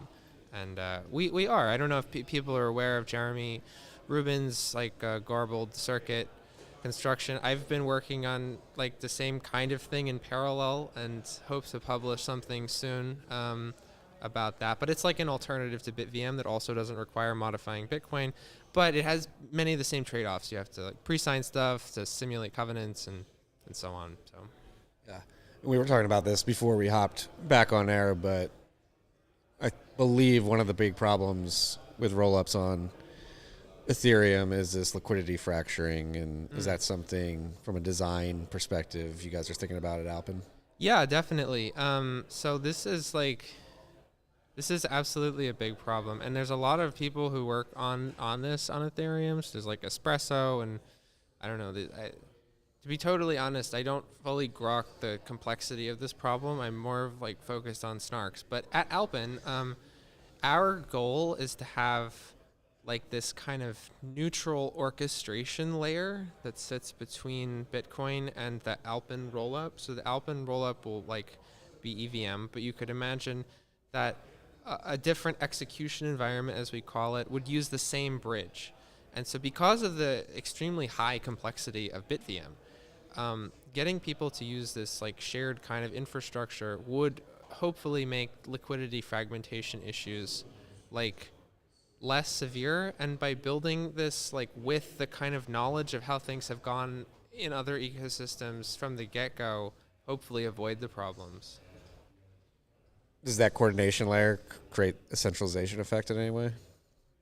Well, I mean, there is this sort of bridge that everybody's using, so in that sense it's centralized, but because of the properties of BitVM, we can have a large number of people guarantee the security of the bridge. So, you know, I would say yes. I mean, I think the vision is that the orchestration layer is neutral. So it's not like, you know, it's kind of like shared infrastructure that people use, and it's not centralized in the sense that it's like controlled by a single party, but it is sort of used by. It's like one avenue that people are going through that. Yeah, and because of the high cost, that it does kind of, I think, make sense. Yeah. Fascinating. The so beyond this, we just had Andrew Polsher on just talking about like other areas within Bitcoin where you have things that are available today that aren't being leveraged as much. We mentioned Frost, Multisig 2, maybe combining something like protocol layer Bitcoin, Lightning Network, eCash schemes to create these setups. Like, have you looked into the eCash development there, and are there ways you could solve these problems using that? Which problems do you like, roll-ups or? Well, just getting the same sort of usability that we're trying to attain via roll-ups in terms of more private, more scriptability, and do create financial transactions. In my opinion, there's a lot of people working on different pieces of these sorts of things. This is going to be very vague, but it makes sense to me. Like in different places, in different ecosystems, lots of people are working on different parts of something, and it seems to me like there's a sort of confluent element to a lot of the work that like I think shielded CSV is kind of in that direction towards like this confluent solution that like combines scalability and privacy and uses the blockchain sort of as it should be for minimal data coordination. Like Sean Bowe recently had he's one of the Zcash sort of architects, core devs, and so he has a thing that's like I think related and like anyway.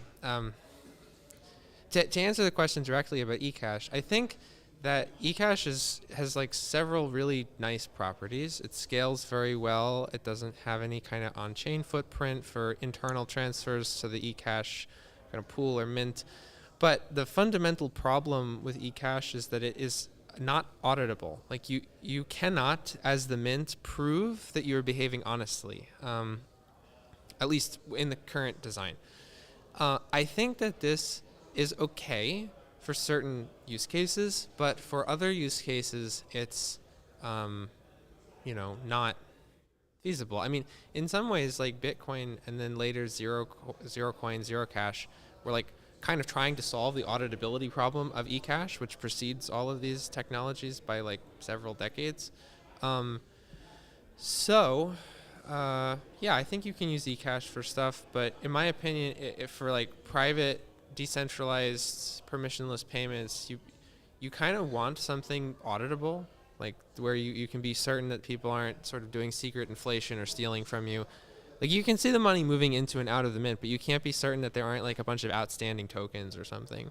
Yeah, I guess the solution to the audit problem with these eCash solutions today to simply just like manufacture runs on the mint. At a certain cadence to make sure that they're acting honestly. Yeah, I mean, like, I think it's like a good pragmatic solution in certain cases, but like I don't think you could replace like Monero with eCash. It wouldn't work because it's fundamentally more trusted. More trusted. Yeah, you have to trust that somebody isn't doing the secret inflation, even if you do periodically check. Mm-hmm. And the frequency of the checks, I suspect, is inversely related to the privacy of the system. Like, if you have to keep opening up your money, like, I don't know. I mean, I don't really understand all the specifics of how these things work, but I think it's possible, for what it's worth, to get similar levels of scalability and avoiding like publishing data on chain with something like shielded CSV, like these recursive validity proofs for transactions that are verified client side, and then combined with this, I don't know what it's called, his thing, but Sean Bowe's thing, or ZK coins, where you can forget the history. Like there's some version of this that combines all of the nice properties of verifiability and like ephemeral data and all, like, I don't know. I think this exists, or someone will eventually find it. Yeah.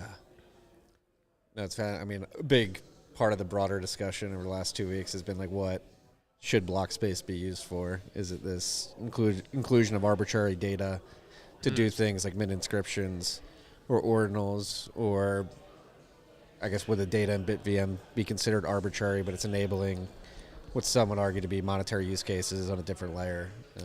Yeah. I mean, we are very much using Bitcoin for data availability, in like the terminology of rollups. Like, some people say that rollups turn everything into a data availability problem, where it's like the proof would. So, for example, right, in Bitcoin you have all these signatures in a block. You could replace all the signatures in the entire block with one snark that just checks all of them, because it doesn't actually matter what the signature is. It just matters that it exists. And so, like we can remove certain data, but then other data needs to be there, right? Like the transfer itself, you need to know what it is, because otherwise you don't know what the state of the system is.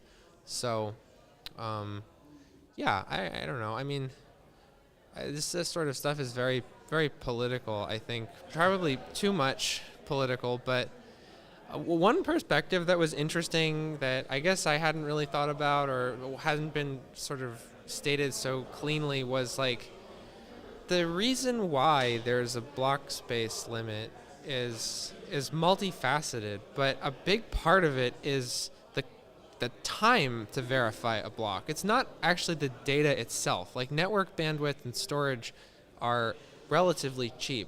The hard part is verifying a block. So if you made a block 100 times larger, you'd be in like the Solana situation where you need like a rack to like run a node. So it's too expensive. But for making data available, it doesn't cost anything to verify, because it's not verified as part of consensus. You know, maybe you're verifying a single snark for its validity, but even then, I mean, you don't have to do that every time.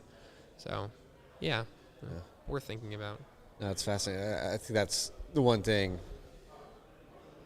I've said multiple times today. It just seems like a lot of people are talking past each other, and there is clearly a miscommunication problem, or a communication problem. Maybe it's not even miscommunication. It's just like, how do the developer community working on these different protocols and these different repositories clearly communicate how they operate and what they're doing and how that affects end users. It's a fascinating thing. Yeah, I don't know. I think people are often nicer in person. Yeah, I've experienced that today at this conference. It seems pretty obvious. Liam, thank you for hopping on. I know we just grabbed you. Thank you. Out of the blue there.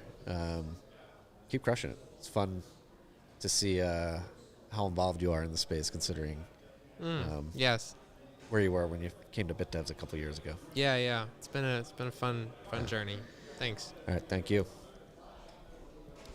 All right. We are going to transition. I've got to run over to Bitcoin Park Austin to lead a panel there about, I don't know what it's about. I have to check it on my way over there. I'm moderating, though. It's easy to moderate. And so I'm going to hand over the mic to Marks from Open Secret, who's going to round out the day of interviews here. He's going to take it for the next hour or so. But this is fun. I hope you guys are enjoying this. This is the first time I've ever done a news desk, a live news desk, new medium, trying it out. Ad-libbing is something I'm not used to, but we're here. And I think I just want to reiterate what Liam just said. I can see it up close and personal. People are much nicer in person than they are in the internet. When you're forced to look somebody in the eyes and have a conversation, I think the shit slinging reduces significantly. Marks. Yeah. Yo. I will get out of this seat so you can take it over. Thank you. Over there. Sure, yeah, no Thank problem. you for taking over for me. It's been a fun day. Yeah, it has. Are you ready to ad-lib? I know you've been live streaming and you've been doing Freedom Tech live streams. Mine, I usually plan ahead of time, and then I do a half hour of live streams. So this will be totally new. I'm jumping in the deep end right now. Well, that's all right. We've got we'll a few. do it. I definitely want to talk to Gloria myself at some point. We've got Gloria over there, Jameson Lopp. Yeah, I know Jameson and Nifty were supposed to come on together. Yeah. Joint conversation. But yeah, do you want to go grab Gloria and bring her over, see if she wants to chat? Yeah. Either way. Okay. Yeah, or Jameson looks like he's ready to come over. Don't want to come chat? You can, yes. It's sort of free-flowing over here. It's free-flowing. Jameson, I hate to do this. You just missed out We're transitioning hosts from myself to Mark, so Mark's is going to come take my spot. It's good to see you, sir. It has been a while.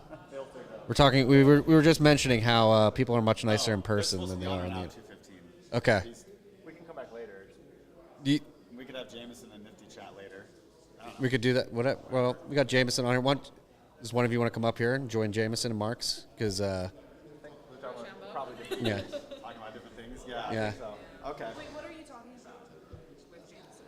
We were going to talk about. Well, Nifty was supposed to be on with him at this time slot. We could talk about me being the main character. Are you the main character?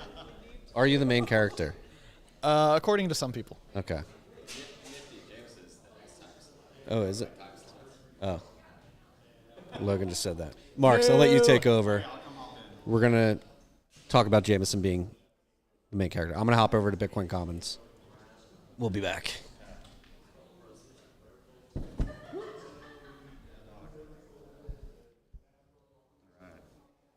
What's up, Jameson? One talk down, 2 to go. Okay. Is this Marty's laptop?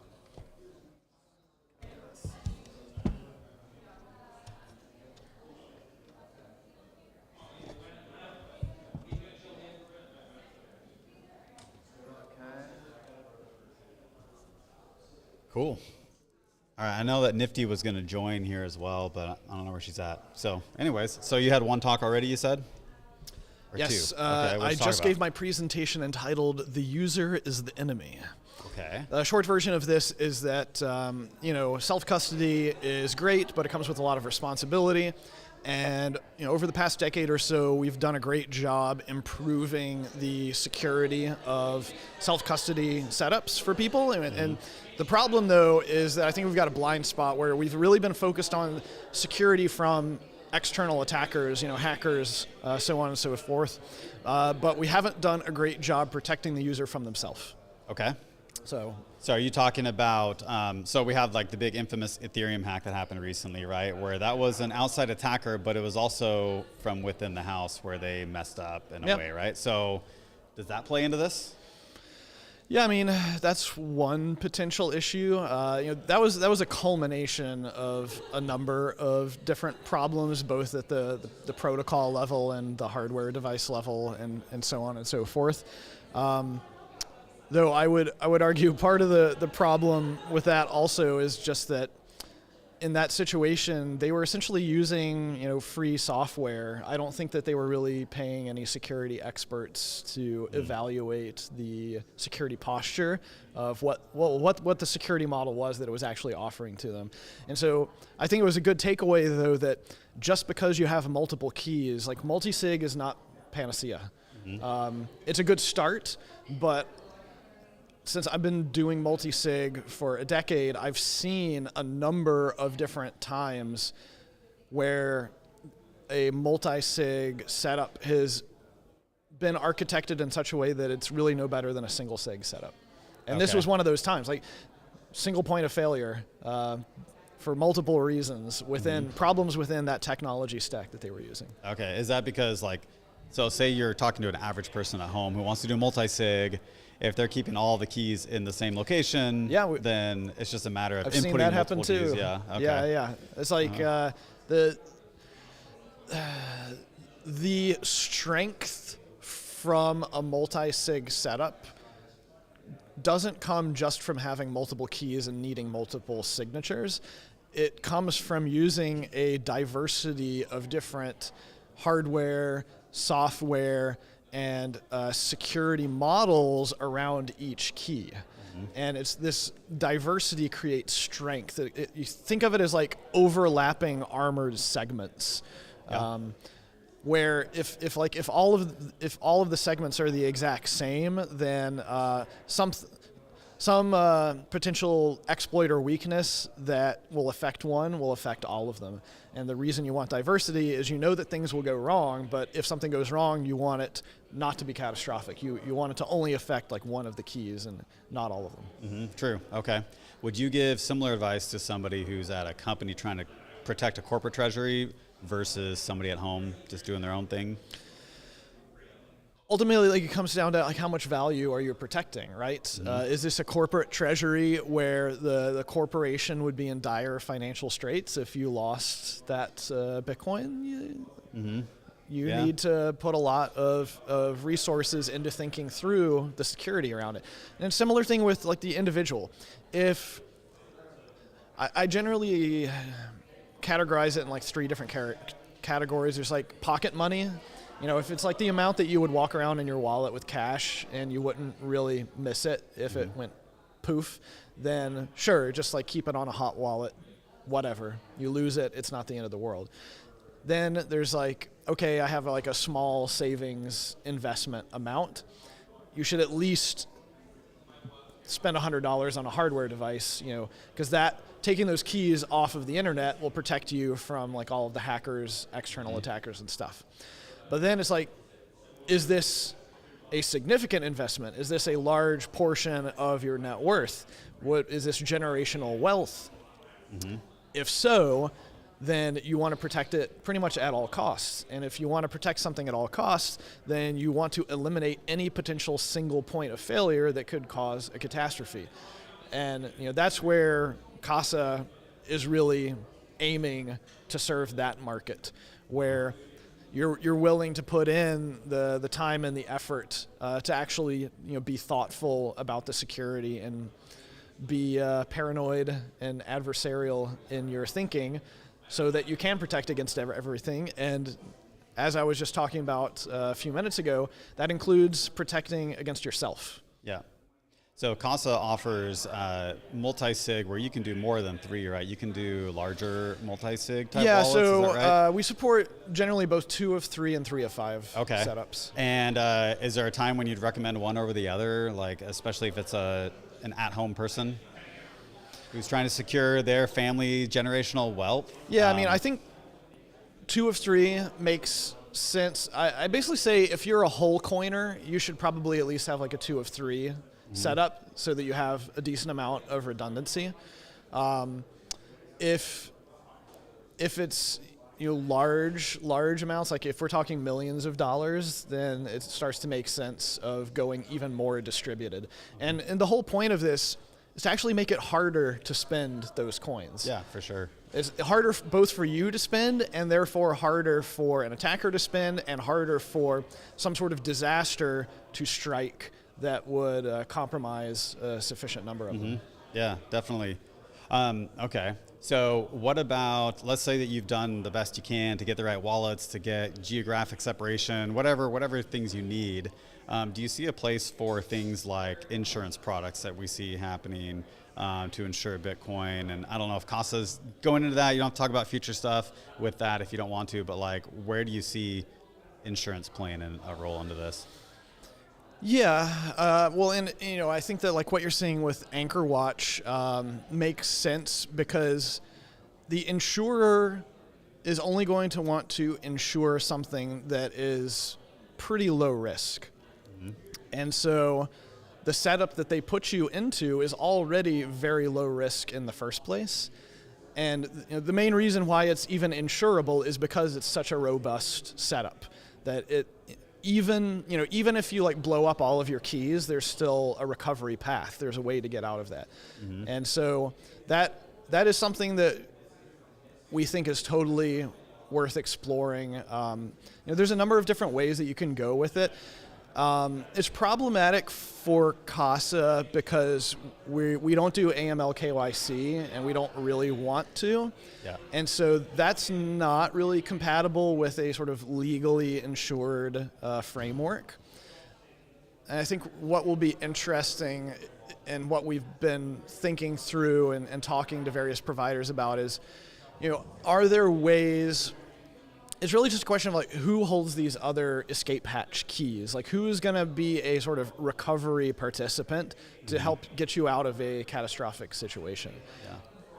Protocol doesn't care. It could be anybody. The bigger question, I think, comes down to legal issues around who's comfortable doing it, what's the risk and responsibility around, for example, being a one of in key recovery holders for third parties. It's a fairly unexplored space. Yeah. Okay. Do you see, so talk about for a corporate treasury kind of attrition of employees or attrition of executives and having to rotate keys and stuff. What do you recommend? Good safe practices for that kind of a scenario where you've got an executive who was one of the signers and either leaves on good terms or leaves on bad terms and maybe takes their key with them or something. Like what do you do to protect that kind of situation? So, there's a number of different ways that can go. One interesting thing about distributing keys to different members of an organization is that you don't necessarily actually have to give them access to the private key material. What you can do is you can essentially load the key onto a hardware device that doesn't allow exporting and give that hardware device to the person, and then they can sign with it, but they can't actually get access to the key material. And that can give you a slightly different security model. So do they have the PIN to the device maybe, or a biometric, something like that? Yeah, they can unlock it and sign with it. Seed phrase. Okay. Yeah, so that's one way that you can make it less likely that you might need to actually do a key rotation. So then of course, if it's a voluntary termination and they just turn in the hardware device, then you may feel comfortable enough that you don't actually feel like you need to do a key rotation. If it's involuntary or the device is lost or they just run away, then you may want to do one anyways, just in case. Right. And what if there's a rift, 50-50 rift within the executive team? Yeah, but that's no different from any sort of corporate governance issue, it's true. Right? So governance is a tricky thing to think about, and now when you're adding that into having control over bearer assets, you just have to be even more careful. We're really just talking about how far do we need to distribute trust amongst the officers of an organization such that we can limit the potential for catastrophe if there's some sort of governance crisis. Yeah, and then is there a layered structure? You talk about having a hot wallet and having your cold storage that it's hard to spend. Yep. Would there be something where the executive team has a cold storage amount that they have access to, but then maybe the board of directors has a more hardened treasury that they're signers on, so you can kind of layer your risk that way? Absolutely. Yeah, that'd be interesting. Well, speaking of governance, I wanted to ask you, obviously a hot topic right now is Bitcoin Core and that kind of stuff. Do you have any thoughts that you'd like to discuss at all, or with kind of not just the op return stuff, but maybe how Core is being run right now and how this is going? Yeah, well, I think there's a lot of disconnects, mainly because a lot of people who don't participate in Bitcoin Core don't understand how the organization operates. I'm an outsider and don't really know. I use Bitcoin. I run my own node. I connect to it myself. So I'm not a developer. So I'd love to understand more how it works. Maybe in your mind how it works and how it should work, possibly. Yeah, so, for example, one of the big disconnects, and this has happened a number of times in the past, this is by no means the first time that people have been afraid that Bitcoin Core is going rogue against the will of the users and all of this other stuff. And I had a tweet about this. It was basically, from time to time, someone will get upset about how a given issue seems to be going in a discussion on Bitcoin Core or the developer list or whatever, and if they feel like it's not going well, they may take their grievance externally to social media, and then what happens is a lot of people who are on social media but are not familiar with Bitcoin Core governance may feel like it's wrong. Perhaps people are being censored, so on and so forth. Or they believe that this is a direct democracy, and because GitHub repository isn't open to the public, essentially, that anyone who goes and comments on a given issue is essentially recording their vote. And they don't understand that that's not how Bitcoin Core operates. It's a meritocracy, it's not a democracy. The volume of opinions is irrelevant. It's the quality of opinions that get judged. Yeah. And so there's also this signal and noise issue, and this is why, for example, this particular PR got locked, because so many people were coming in, and it's not that there were too many people. Like, more contribution is always preferable. If the contribution is high quality, if the people who are coming in are contributing novel perspectives and ideas and arguments for or against whatever is happening. And so this is the signal to noise thing of, you have to understand that this is also essentially a workspace. There are people who are trying to coordinate. This is a decentralized organization, and this is the centralized shelling point that people are using as the as their... Nifty in. Just slide on over here. Why don't you switch microphones? You can give Nifty that one. We've got them numbered here. Finish your thought, and then we'll talk her in. So this is a workspace, and if there's too much noise, if there's high noise and low signal that is occurring in this communication channel, then it makes sense for censorship of low quality noise to happen. It's basically a denial of service safeguard, right? It is the filtering of Bitcoin Core against low quality noise that is not contributing to this discussion. Yeah, I mean, we're experiencing that in this exact moment right now where this session just got out, and there's all these people walking around talking, and there's a lot of noise in here. It's kind of hard to have a conversation. I like your concept of this decentralized workplace, and if I picture like an actual company office and somebody come in and start ranting and railing and disturbing people, I can see how that would be, get in the way of fruitful conversation and real work getting done. Yeah.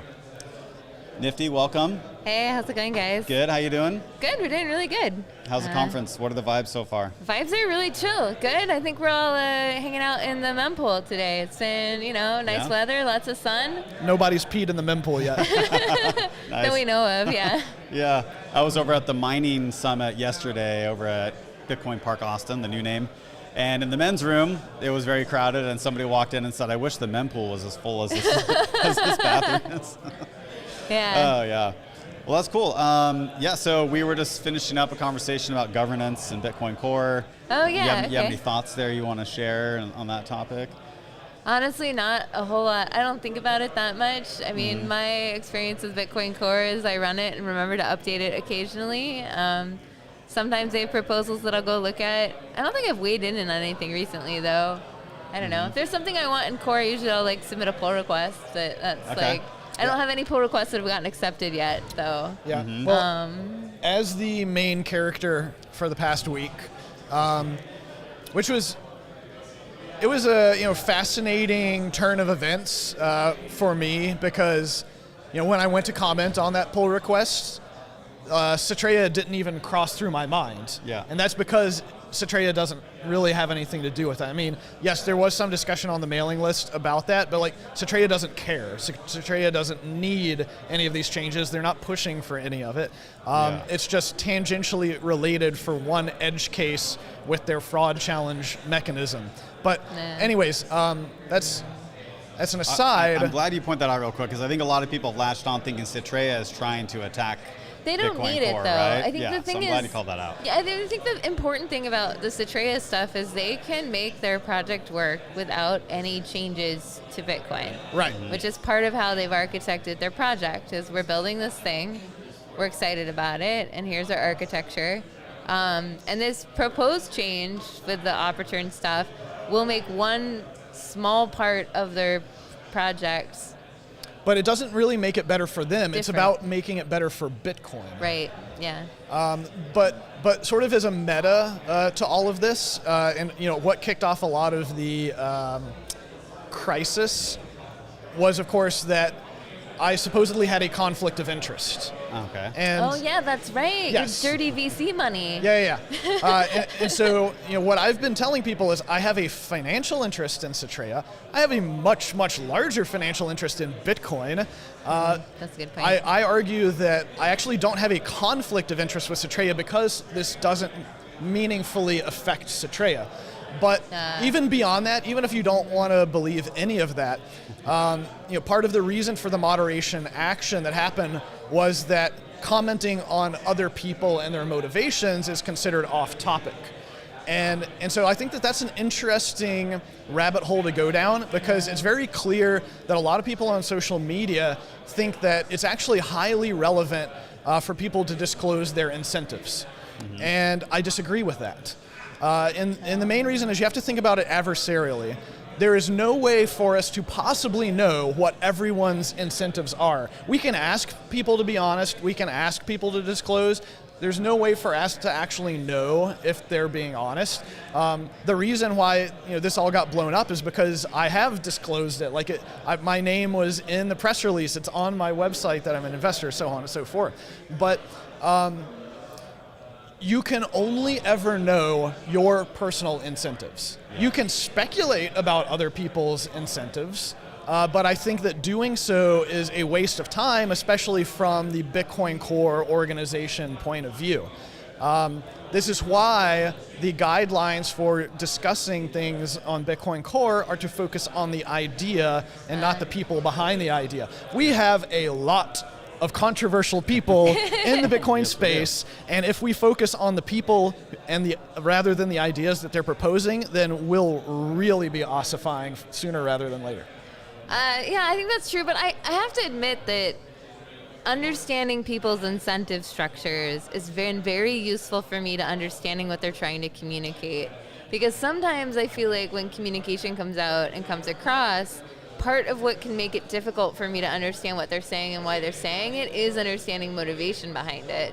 So, I mean, I think I will say, no, I don't think financial interest is always, or in many cases is usually not, especially technically minded people, the reason for stating a thing. But usually there is some motivation for saying the thing, right? And so figuring out what the motivation is, hopefully it's a technical one, but sometimes, I don't know, sometimes I've seen people not in Bitcoin Core, more broadly in business or, more governance style things where decisions are trying to be made.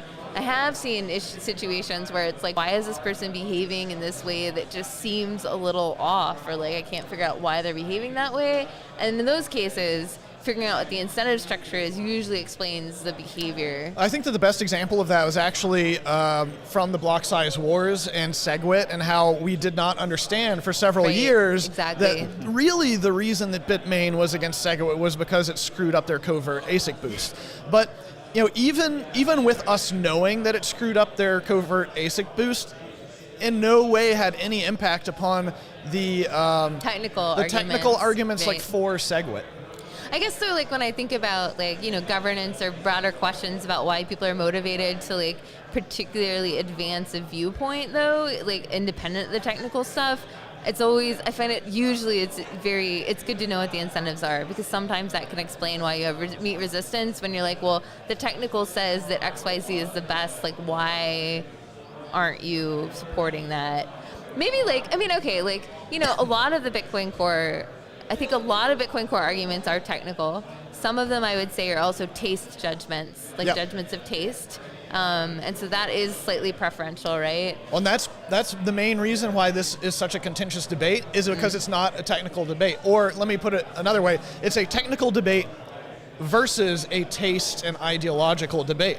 And so that's why I think that never the twain shall meet. These two different sides are talking past each other, because I would say the majority of the technical people are in the camp where they're distasteful of a lot of the arbitrary data use on Bitcoin. Mm-hmm. And then a lot of people who are prioritizing the ideology of what Bitcoin should be for don't really care so much about the technical arguments, because they think we should be fighting regardless of how difficult the fight is.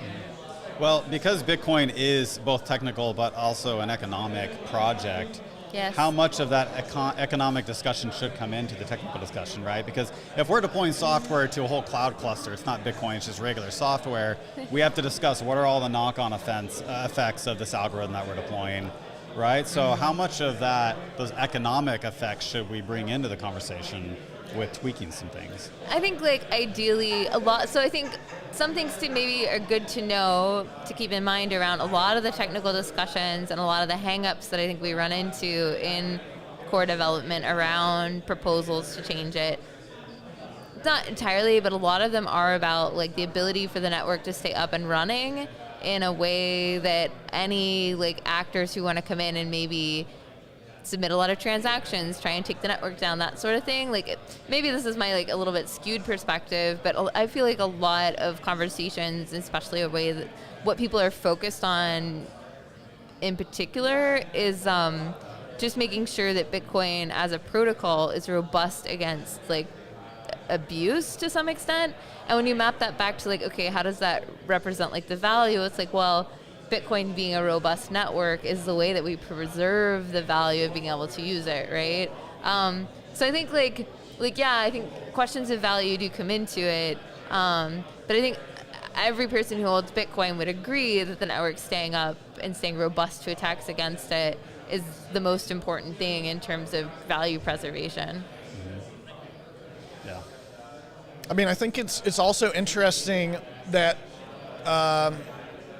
the longest streak that we had of fees eclipsing subsidy happened because of token mints that a lot of people find detestable. And I don't really care about like the tokens or the NFTs or any of this other stuff, but I am interested from an economic standpoint in allowing people to experiment to find whatever the most valuable uses of block space are.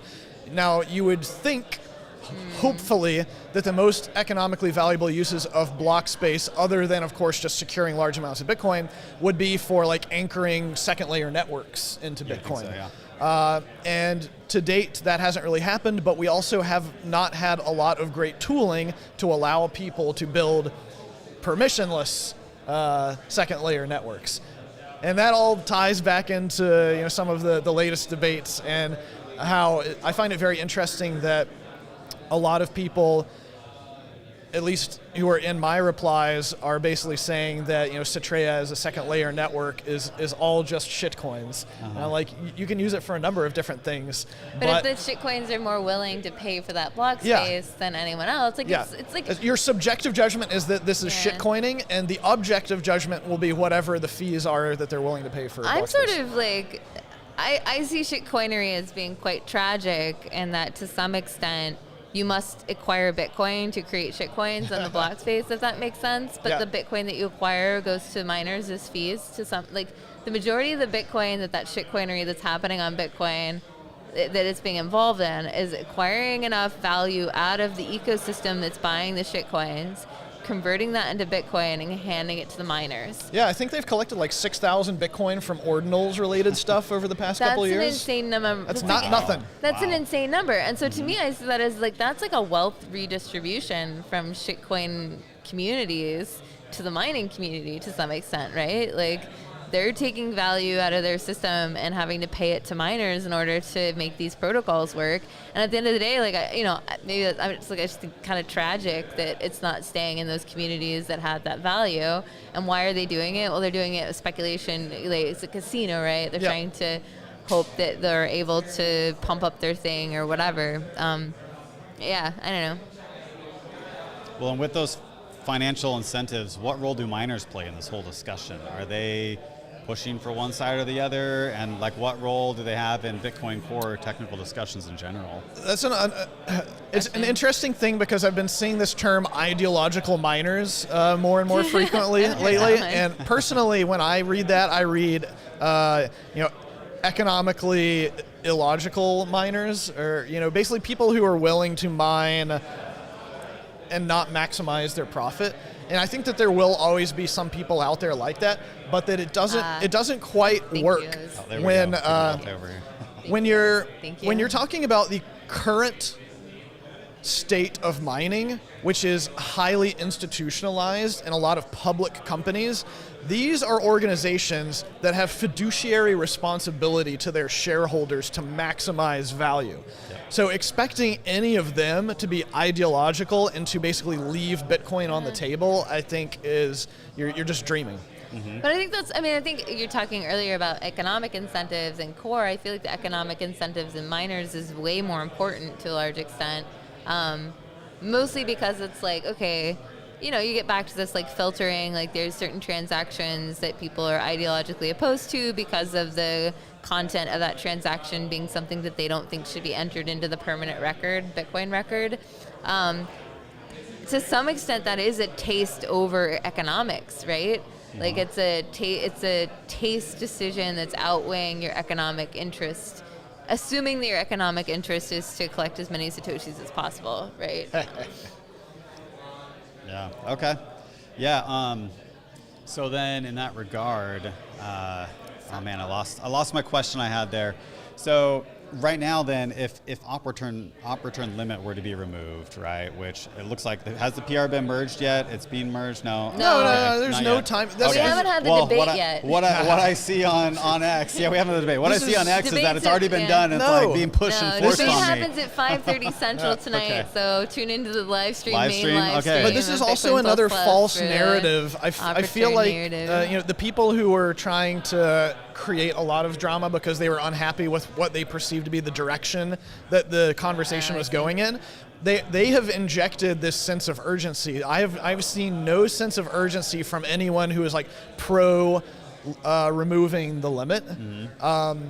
And I would, if anyone has a ton of time to burn, go look at Ava Chow's 5-hour live stream from yesterday that goes through the entire decade-long history of this debate. Wow. This is not a new debate.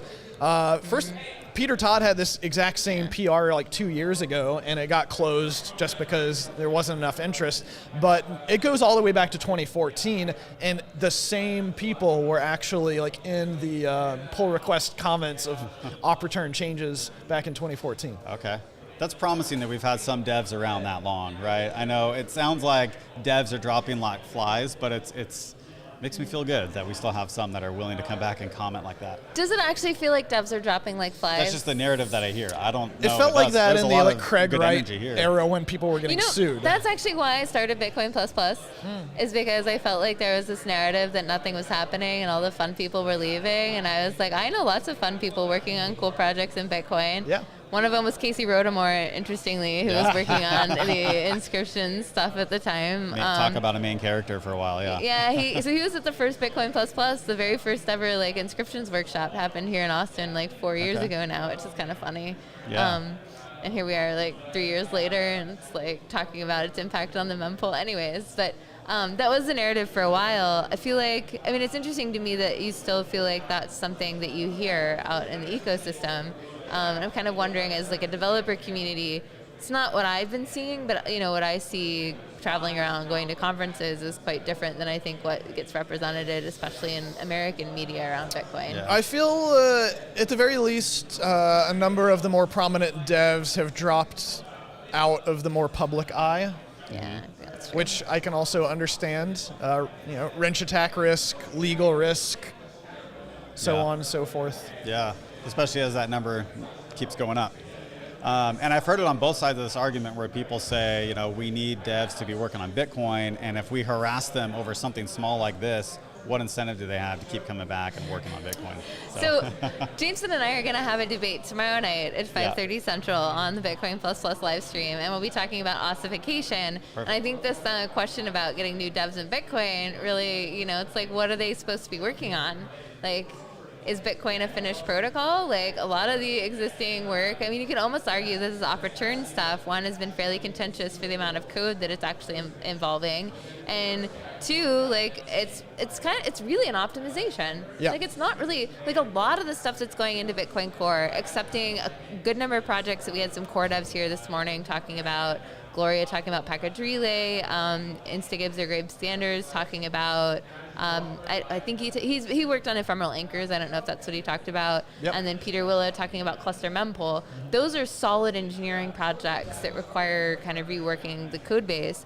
But a lot of the stuff that gets more contentious things is really like 12 lines of code, like a few lines of a configuration Well, I thing. mean, look, the block size wars are about one line of code. Right, exactly. And so it's like, okay, we're going to add more developers. Like, what are they working on? Like, what? Anyways, I'm sure there's core devs out there who are like, Lisa, here's the entire roadmap of all the things we want to change and improve, et cetera. But, yeah, anyways, so we'll be debating ossification tomorrow. Okay, two great debates. Yeah. One tonight and then one tomorrow night. Tomorrow, That's same awesome. time, yeah. Yeah, I also wonder, you bring up like clustered mempools and stuff, but I wonder if the ones that get out and flare up on social media are the simple ones because they're easy for people to understand, right? And it's easy to generate talking points about it, right? You don't have to go in depth. Yeah, I think they do tend to be more taste-oriented because everyone has a taste. To some extent, I think people are more likely to have a emotional feeling about shitcoinery, for example. Yeah. And that's what they want to talk about is like, why is shitcoining bad? And so, yeah, I don't know. No, but I mean, it is rather amusing to me that a lot of these more taste-oriented things are basically about, how can we censor people on this censorship-resistant network? Because we don't like what you're doing. Okay, here's a spicy question. Is extending the block subsidy, like Peter Todd has famously proposed, is that a question of taste? So for those of you who are watching, basically Peter Todd has proposed that we remove the 21 million coin limit and continue to basically have a perpetual issuance of Bitcoin for every block. So at some point it's supposed to go to zero. This would change it so that it doesn't go to zero. Just every Bitcoin block forever would continue to produce more new Bitcoin that gets added Would to it the continue supply. to have every 4 years and just always yeah. approach zero but never get to it zero? wouldn't approach zero. It would need to be a tail emission, like Monero, I think, has tail Let's say emission. 500,000 sats a block. I Yeah, don't know. so technically the inflation rate would still be trending towards zero forever if you had a flat tail emission. Right. But I mean, I think it's more of an economic argument of what is really necessary for thermodynamic security. And I mean, I have my own thoughts on that. And I had a talk a few weeks ago where I gave a concept I called Goldie blocks, which is essentially looking at the block size limit not from a data throughput perspective, but from an economic perspective of what if instead of thinking of block size as how we constrain the system and how much of this common good there is to go around, but rather we look at it from what is the demand for block space? What are people willing to pay for block space? How is that trending? And should we adjust the supply of block space based upon the demand for block space, similar to how we adjust the mining difficulty target based upon the current available hash now rate? you're talking about didn't Ethereum do this? Yeah. They have a variable. They have a slight boostability. I think you can basically double the amount of gas in a block depending upon what the last demand block curve, was. right? Yeah. But it's not highly variable. Got it. And Monero has a similar type of thing where you can go up to as much as double of the median block size over the past 100 blocks, but it becomes quadratically more expensive to do so. But Got it, I talk okay. about both of those in my talk and why I think they're interesting and maybe we can learn something from them, but they're not what I would consider an all-encompassing solution. Where can people find that talk that you put out? Is it on YouTube or? It's on YouTube. It's on my website on lop.net. Cool. Okay. And then you can all cancel me again. Yeah. Well, I think we've had a good conversation. Do we want to keep going or do we need to get the next people on? I can see who else is Yeah. up next. I think what happened is y'all started before. We did. Oh, okay. Oh, Okay. got it. Yeah. Is Bob? I can see where Bob's at. Was he supposed to be here in 10 minutes from now, or how early are we? We're 3:15. We got 15 early. Yeah, if Gloria's around, she can come hop on. I love that. So I scheduled for these conversations, I scheduled 2 people to come hang out and sort of randomly, like I was like, me and Lop should come because we'll be debating tomorrow. So that's kind of, I feel like, a fun teaser for the event next week. But I've gotten a lot of people that I just sort of randomly put together who they're like, oh, I don't want to talk with this, like, who's this person? I'm like, no, that means you need to sit down and have a chat with oh man, you got to get Mechanic on here. I know. I'd love to get some of the Ocean guys over here. He to won't chat. talk to me at all. They're here. They're walking around. I think. Yeah, I think if we get like But well, maybe we're we on the should go panel find it. together, aren't we? So I know Luke Dash Jr. Today? is like at 3:30 or something. Tomorrow? Yeah, who's on the panel today? Not me.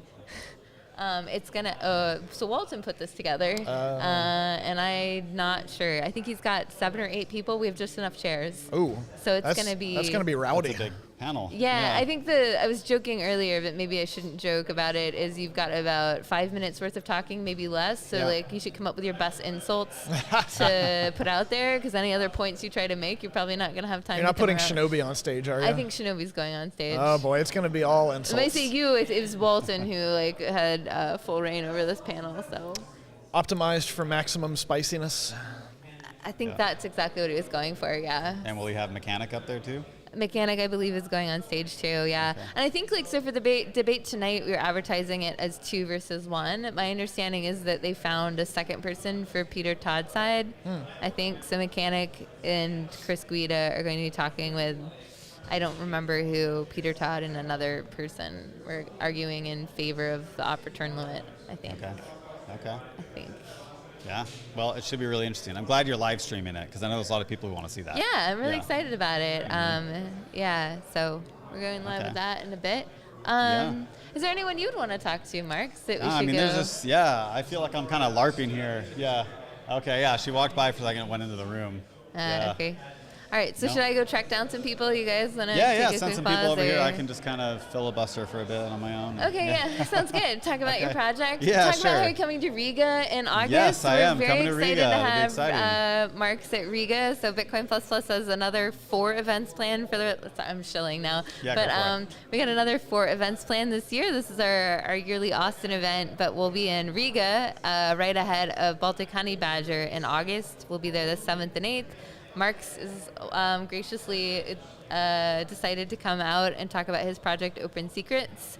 Is that the name you guys use for it? Open Secret, yeah. Open and then Secret. Maple AI is like our main product right now. Very cool. We're trying to bring privacy and AI together. And it's really, a lot of people are giving away their data to these large corporations and don't even think about what that means, right? Yeah. And then they enable memory features, ChatGPT and Grok say, now we're going to start remembering everything. And they think, this is great for me. But really, it's kind of the opposite, right? Like, I don't want to be giving that all over and having them remember that. A friend was telling me a really interesting, who's more in the AI industry, was telling me an interesting story, and I'm going to get the characters wrong, but I think it was something like one of the AI teams, let's say Anthropic, for example, I might be wrong about that, was using Notion as their note-taking thing, and they turned on the AI features and then found out as their internal, like, company stuff, and the AI features for Notion were supplied by none other than one of their competitors, which is OpenAI.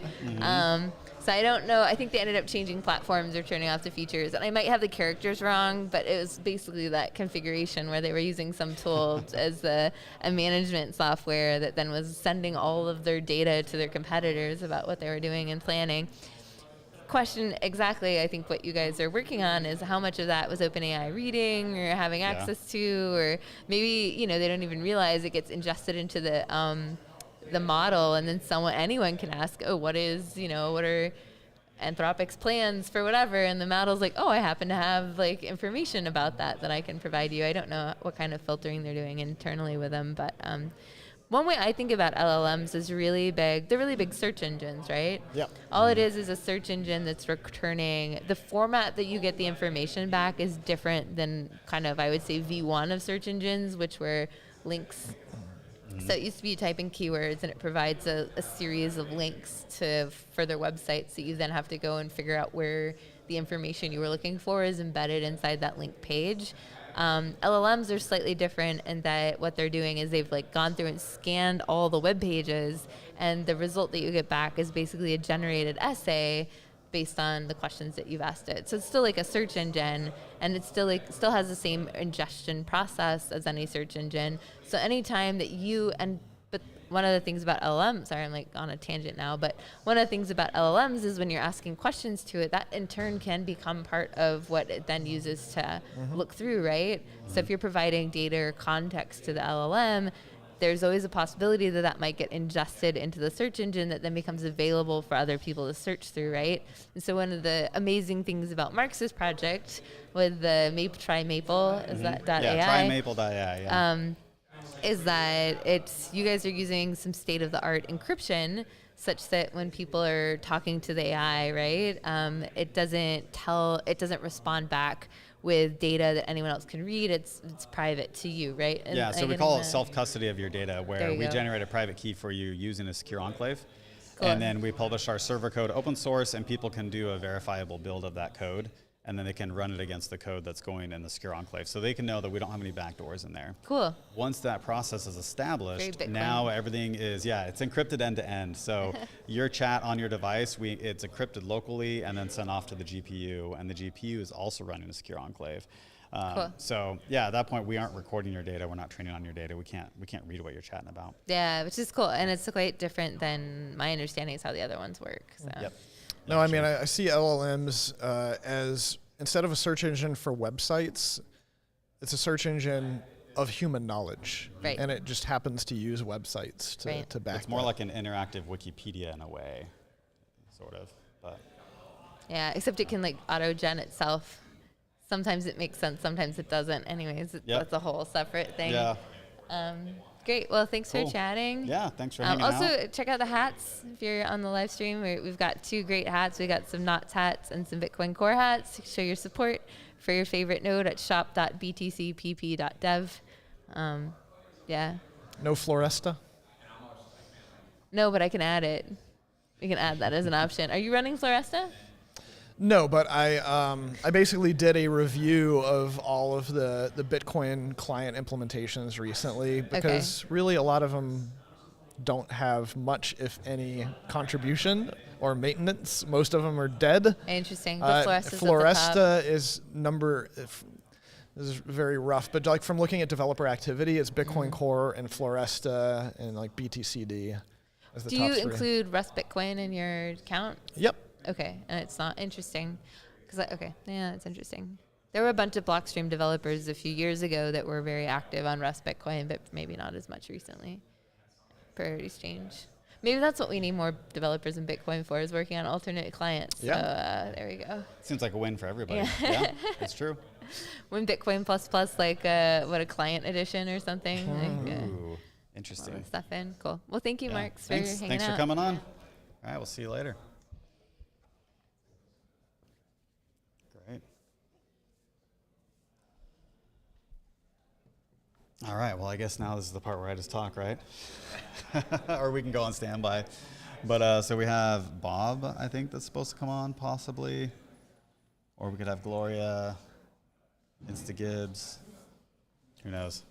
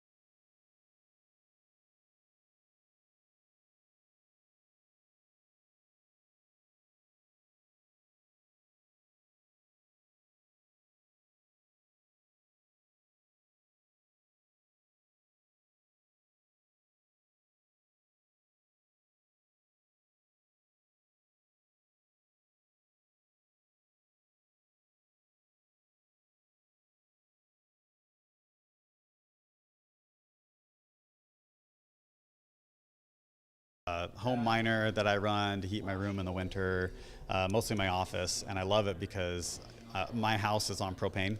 Yeah. Propane's really expensive, and so, but I actually have solar panels on the roof, so it's like, it's awesome during the winter. I can run this little space heater in my room, and it's just an S9 in there, right? Yeah. But I got really excited about BitX when that launched. The thing that has been confusing to me, even though I've been following this space and stuff, and I'm sure there are people who haven't been following it that are reluctant too, is like, BitX is an open source project. You got Solo Satoshi, you have a bunch of different people, so like, help us understand how to make sense of all of it. Like, we're so used to having like the trusted source where we go buy something from them and it shows up. Right. But like, this is a little more distributed and diversified. So maybe kind of walk through that landscape. Yeah, so there definitely is quite a bit of confusion on that. A lot of people think, we invented BitX and this is our project, which isn't true. We love the project and we advocate for it, but there's several manufacturers in the space. Started with one that we're aware of, and that's been a huge part of it with the OSMU group. And so we started with them, and basically it starts there and then just trickles out. So every device that's sold or even bought has a $5 donation back to the group to further, just give back to people, go full time and just do developing and furthering the project more and more. So that's where it all starts. And then now we have bitx.org and all of the verified distributors. So there's manufacturers, and you just really have to do your research that your seller is getting it from reliable manufacturers, and just always give back is the biggest part. Okay. So how do we know to trust the website that has the verified manufacturers on it? So that is bitx.org. That's their original, or not original because it has been updated, but that is verified by Scott. He puts everything on there, and he controls pretty much all of it. Okay. So we trust Scott. I'm Absolutely. in the trust game, right? Yeah. So like, I'm all about how do we know, like, how do we verify everything? Don't trust, verify kind of Absolutely. stuff. So how do we know Scott is being genuine and what he's putting on there? And is that just, we just kind of watch the market for a while and make sure that everything's running well? Like, what are your thoughts there? That's a very good question, and I think that actually was brought up today on Twitter, and I'm probably not the best to answer in this scenario and get all my facts right, but that is the most important thing, is that you verify yourself. And I know there's a lot of things in the works to make everything much more transparent as far as the project itself, and then from start to finish. And I know it's being worked on, but the hard part is trust, and I'm probably not the best one to answer. You're good. Right You're now. good. And what is your role at Solo Satoshi then? So I'm a owner. It's just 3 people right now. It's just me. Everyone knows Matt. I'm pretty much, behind the scenes kind of person, and it's me and my wife for the other 2. So pretty small team, just trying to scream from the rooftops. Okay. And are you the one like filling the orders? Are you Yeah, packaging up? yeah, that's me and my wife. So you probably mailed some stuff to me. I've got a couple BitXs. So Yeah, I probably can't remember. It's been I'm sure a you couple can. thousand You've done a boxes. lot. Yeah. Oh, that's great. No, that's really cool. And so where do you see this going? Like, where do you see BitX heading? What does the roadmap look like? Man, for a decentralized open source mining? It's really endless. You're going to be seeing a lot more different projects, if you will. That's a fork of the original BitX, the Gamma, Supra, Ultras that we all started with.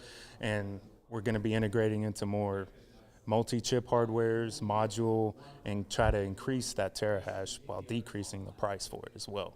That's the biggest thing with these single chip miners. So I think it's just going to get cheaper, more reliable, easier access to get stuff, and just going to keep spreading. Mm-hmm.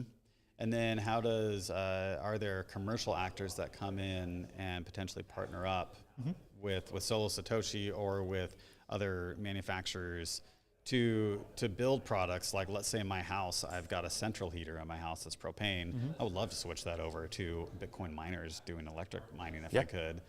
Are those discussions happening, or how do you see that potential opportunity? Yeah, there's actually a lot of talk, especially in the heat pump space, and I think we're really going to start seeing a lot more integration of that. There is already talks about it. The key is just getting an open source project into a closed source type situation in your house, which is absolutely doable. We do that in software all the time, Yeah. right? Like, so it's cool to see some of that transferring over to hardware. Yeah, I think a recent one I've seen was someone actually had bit axes connected to their water pipes. Like the actual ASIC was wrapped around the copper pipe so that the water was keeping it cool. So there's definitely going to be uses coming out, and I really just can't wait to see it in every fridge, dishwasher, every appliance. I mean, a computer can run it. So I think the possibilities are endless, and the roads are going to be really awesome to ride. Okay. And what are you personally looking to do to grow Solo Satoshi? So me and Matt still have full-time jobs. My wife is the only one that's full-time currently, and so this year we're hoping to go full-time so that we can just put everything we've got into it even more, because there's just not enough time in the day.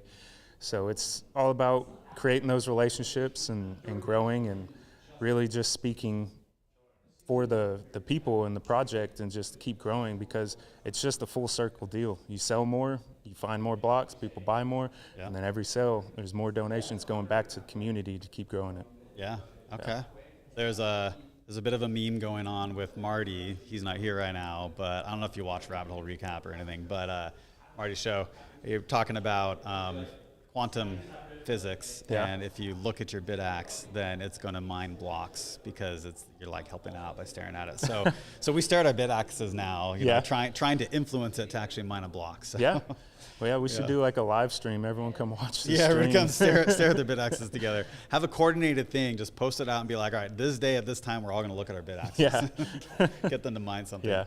No, that's great. Awesome. So, I mean, what do you want people to know about Solo Satoshi, and what can we do to kind of help? Man, you can always come purchase on our website, solosatoshi.com. We're open to collaborations. We're trying to work with as many people as possible. So we do apologize if there's delay in response on some of those things, but that's what it's all about, is just growing our network and trying to spread the word and get all these different projects, and, you know, get them fuel so that they can get the capital to really push them to market and go into mass production type thing. So that's really what we take pride in, is just trying to help be the voice for people and spread the word. Okay. So. On the software side, we have a lot of software developers that watch this stream right now. Right. Is there any like software things that could be built? Oh, tools, God, yes. firmware? Yes. Like what kind of stuff would you like to see come into existence with people who are either really seasoned developers or people who are using AI to vibe code? Like what would be interesting to you? I would definitely recommend everyone to check out the OSMU group, the Open Source Miners United. They have a Discord, they have GitHub, and they can always use help. They can always use developers on every project that's on there. Definitely recommend taking a look at all of them, but they could always use help, and anything is definitely appreciated. So there's nothing I would say in particular, because I mean, it all needs help, right? Everything needs fuel, but the best place to start would definitely be with the OSMU group. Yeah. What's the website for that? It's just osmu.org? Actually, I do believe that's actually pulling up a blank for me right now, because I'm always just on the Discord. All right, yeah. So do whatever you do to search the internet or use AI, Perplexity, whatever it is. GitHub it is all posted on GitHub, all the different projects. It's just easier, at least for me, to track, you know, what's going on in the individual projects as far as people running into issues and just conversations. So it's really cool to see. Cool. Right on. And if people want to follow you online, what's the what's your Twitter handle, X handle? Solo Satoshi is our main Twitter page, and then my name, Hunter at Solo Satoshi, and then Matt, he's on there as well, and even Kelsey. So that's the whole team. That's it. Great. Small businesses. A lot of small businesses around here. Yeah. Oh, yeah. That's great. Awesome. Anything else you want to share? I'm good. Okay. Thanks for coming on. Appreciate it. You did great. Yep. I appreciate it. It's the first time for everything. Okay. That's right. Well, there's going to be many more in your future. Yeah. That's right. Cool. Yeah. Thanks. All right. Yeah. So we got our next guest here. Hey, how you doing? Come on in. Yeah. I'm Mark's. Good to meet you. Good to meet you, Bob. Yeah, Bob. Okay. Okay, grab a microphone here. Pick up whatever you want. Okay, welcome. Are we live? We are live. We're live. We're streaming on X. Sweet. We're streaming on YouTube. Okay. And it's probably being recorded too, I assume. But cool. I don't know you at all. You probably don't know me at all. So I was on Marty Ben's podcast, the TFC. Is that you? Okay, no. Sorry, I'm it sorry. is Marty, but he had to go to another event briefly. Gotcha. He had to go be on a panel. So I stepped in for him for now. Gotcha. Yeah, so I was on the yeah. podcast a while back talking about Braidpool. So Braidpool is a decentralized mining pool project I'm working on. Basically, there are kind of 3 decentralized mining pool, or 4 decentralized mining pool projects here at this conference. We just heard talks from Culpreet talking about P2Pool V2 and Hydropool. We just had a talk by the Ocean guys talking about the Datum protocol. There's a Cashew eCash mining pool, and I'm the 4th, Braidpool, which uses a new direct acyclic graph-based consensus mechanism. And probably the most interesting thing for this conference is the idea of a committed mempool. And what that is the talk for around the fireplace has been make your own blocks. I personally think this is kind of a bad idea. Making blocks and deciding transactions is a shitty problem, and nobody wants to do it. It is a legal liability. It's a risk. In every jurisdiction, somebody's going to come to you and say, don't mine this transaction, whether it's a political enemy or crime or donations to Canadian incentive truckers. is there, right? And so it's going to be used. And the finance rules that exist are based around banks, and banks know who their customers are, right? They are capable of blocking transactions, and they're capable of seizing funds. Bitcoin miners can't do any of those things, right? So it's totally not appropriate to put those rules on Bitcoin miners. Nonetheless, because of the history, people are trying, but we need to get people out of that game. And so the problem is that nobody wants to make block templates. And in Ethereum, there are 2 kinds of block templates, right? There's compliant block templates, and there's MEV, MEVOL block templates, right? One is fraud, and the other is completely destroying the idea of a censorship-resistant network. So we don't want either of those to come to Bitcoin. And when you have a problem like this, where no one wants to do a particular thing, the solution is not to get, to try and find somebody to do it. The problem is to make everybody do it. And so what we're going to do instead is have this idea of a committed mempool. So the way it works is every share that is submitted to the pool, and this is a decentralized pool, so it's a blockchain just like Bitcoin. There's no central server, there's no central custody. But every time somebody submits a share, they can also tack on a couple of Bitcoin transactions. And then what you do is you look through the history and you add up all the Bitcoin transactions in that history. These are now all committed with proof of work, right? And then taking that set, I construct a block out of it using any deterministic algorithm. We're just going to use Bitcoin D for that. And not only have I taken the responsibility for deciding the block out of your hands, this also has a huge advantage for a decentralized mining pool in that it can be independently computed by all nodes. So I don't even have to tell you what my block template is because you already know. Okay. Which means that means that the shares can be very small. I don't have to tell you. I just have to tell you what my parents are in the share chain, the parent beads or blocks in the share chain, and then it can be independently reconstructed. So naive question, like a share, is that a hash? I'm basically hashing It's a proof of work. It's called a weak block. So it is in every way the same as a Bitcoin block. It just doesn't meet the proof of work target. So in order to validate a share, I really need the entire block. I need to know all the transactions in it. I need to know the Coinbase, and I need to do the proof of work, right? So several of these projects like Hydropool, P2Pool V2, and Ocean are only validating the Coinbase, and they're not validating the set of transactions. And there's a lot of weird things you can do if you have control over the set of transactions. You can construct blocks that have all kinds of nasty stuff in it that is not allowed by the peer-to-peer relay rules. Quadratic hashing, and there's a whole list of things that vulnerabilities we've solved by making sure the peer-to-peer network doesn't relay these bad transactions. But if I don't know what you're mining until I see your block, it would be very easy for someone to be mining that. Or let's say one guy's mining empty blocks, right? And I'm mining a profit maximizing block. There's a social contract there that if we're both operating the same pool, we're both kind of doing the same thing. Either we're profit maximizing or we're not. And maybe a third guy is mining monkey JPEGs and taking fees out of band for this, right? These 3 guys are not the same, and it's not appropriate for them to be agreeing to pay each other the same amount for the same amount of work because they're earning different amounts.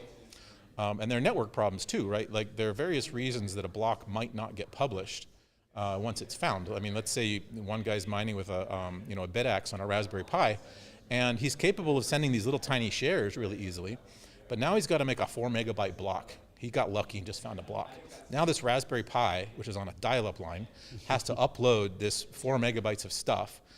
It's going to take him a lot longer to create it and validate it, but now he has to upload it, and it takes a long time to get to everybody. This guy has a wildly different orphan rate than everybody else. While he's busy doing this, somebody else might mine a block, right? And then all of that work he did isn't worth as much as the guy who has a well-connected node, right? Yeah. So the miners are inequivalent here. So this idea of a committed mempool makes them equivalent. So they're all mining on exactly the same block template. It's not exactly the same, but I know what it is. And we've all agreed to some social contract that says, here are the rules by which we make the block template.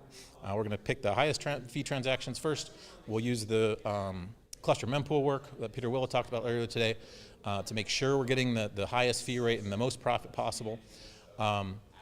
Second of all, like the actual amount of communication to the miner is very small, right? It's only a couple kilobytes every time he sends or receives a share. So this keeps the network bandwidth low. And when a block is found, it's not the responsibility of that miner to broadcast it. So in both P2P-V2 and Ocean, when a block is found, the miner who found it has to broadcast it. He may be capable, he may be not. In Ocean, if they've spot checked that particular block, the pool could broadcast it as well. So that's slightly better. Now 2 entities are responsible for broadcasting it. But in Braidpool, every single node will be capable of broadcasting it.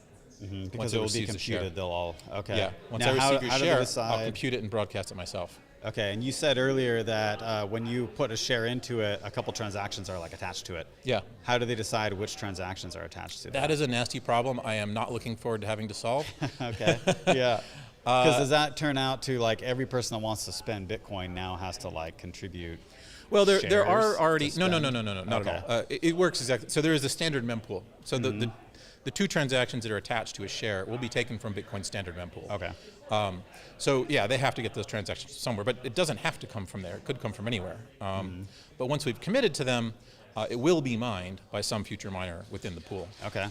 And yeah, there can be a different set of rules around what those transactions are. I don't want to be as opinionated about this as the Ocean guys are. Filters don't work. Monkey JPEGs are bad.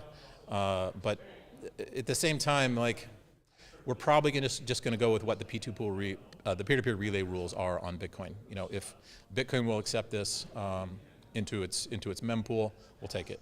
Yeah. I so don't what do you want to mess consider with the that too standard much. mempool to be then? Because like there's a lot of different mempools around. Well, it's right? the one that Bitcoin relays. Okay. And you know, there's going to be a lot of more conversation at this conference about expanding that.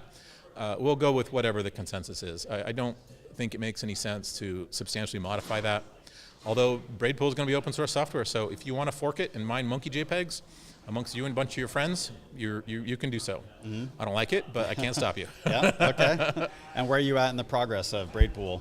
And your It's roadmap? still fairly early days. Most of the work I've done so far has been like statistics and analysis and the consensus algorithm and trying to get all that right, and the payout mechanism. I have just, I engaged the Summer of Bitcoin project. Okay. So I got a grant from Spiral to work on this at the end of last year. This is a very old idea, by the way. I first gave a talk about this in 2015 at Scaling Bitcoin Hong Kong, and it's been a back burner project for a long time. But as of the end of last year, I am full-time on it. I engaged the Summer of Bitcoin project, which is it's funded by Brink, I believe, and they give a stipend to college students to work for the summer. I have selected 7 students from the Summer of Bitcoin project to work on this for the summer. So I might be crazy. I got to herd these cats. But hopefully by the end of the summer, we will have a working node software. Those 7 are divided. 4 are working on the basic node software and the committed mempool, and 3 are working on a mining dashboard to make it the most awesomest and everyest possible way we can. Okay. And just a side question, are you using AI to help you write your code? Are they going to use AI to help them write? Oh, that's a whole If you're getting question. college students, they're probably all vibe coding now. So I how have you handle that? I have a 4th project here. I've been using AI. You know, I haven't sat down and written a ton of code in a while. I'm a developer by training, but it's been a bit for me, and I decided to get in touch with these new tools and see what they can do. Right. So I started fooling around with it myself. I bought a couple of GPUs.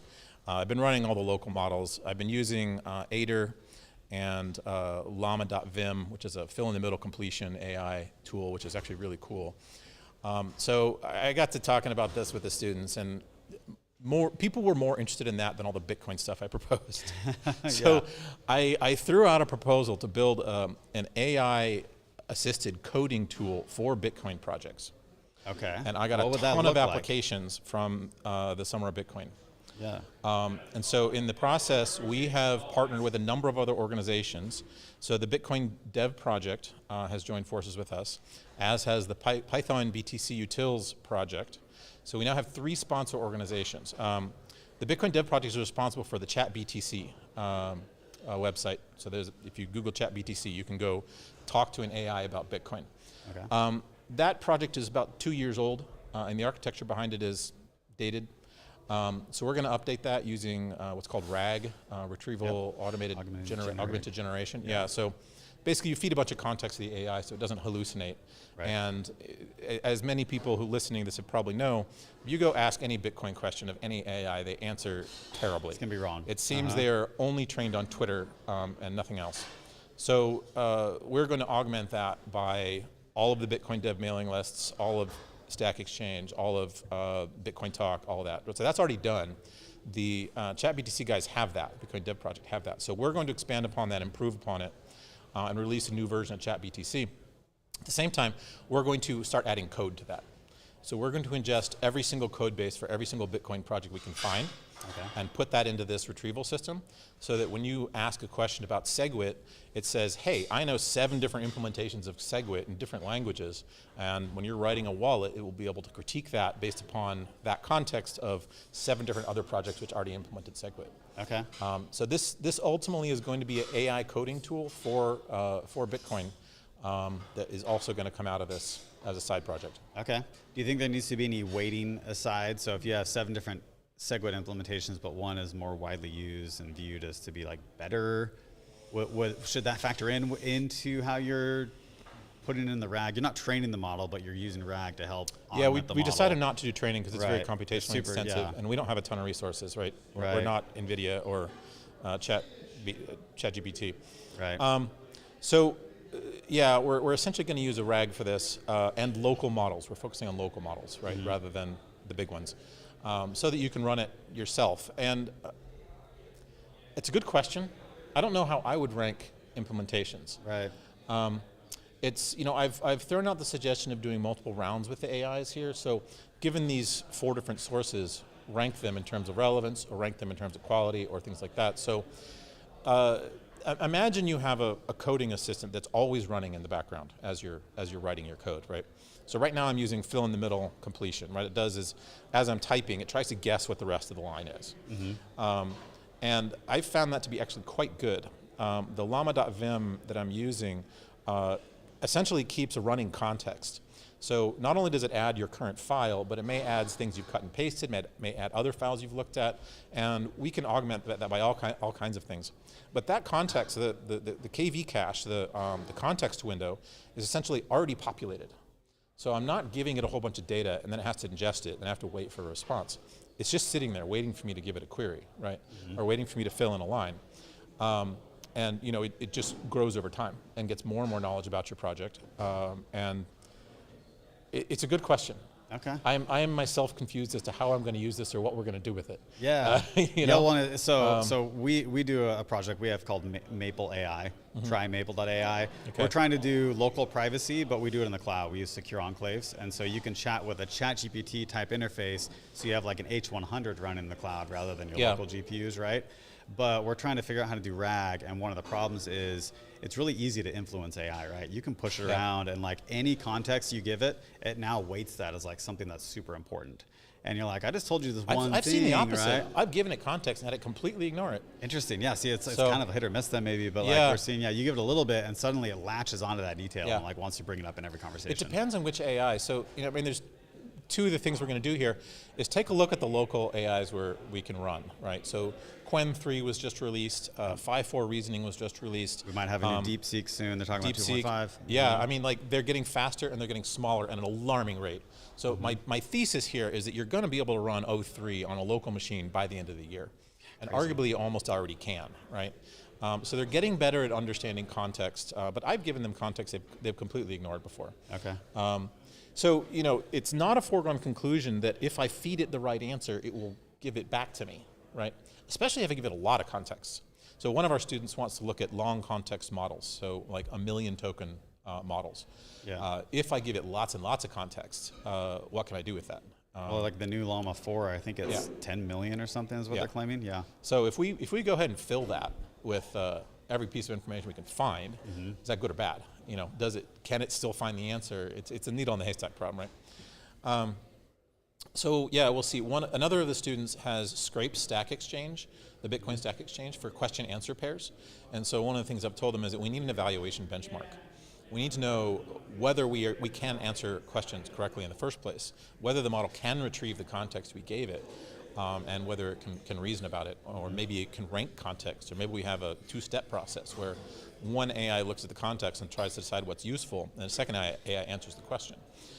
So yeah, all these will be part of that project. We're going to do a lot of experimentation, exploration, and hopefully by the end of the summer, we will have essentially the product of this. Hopefully, will be a RAG that you can download. So this will be a multi-gigabyte database you can download, plug it into your local AI, and plug it into your coding setup.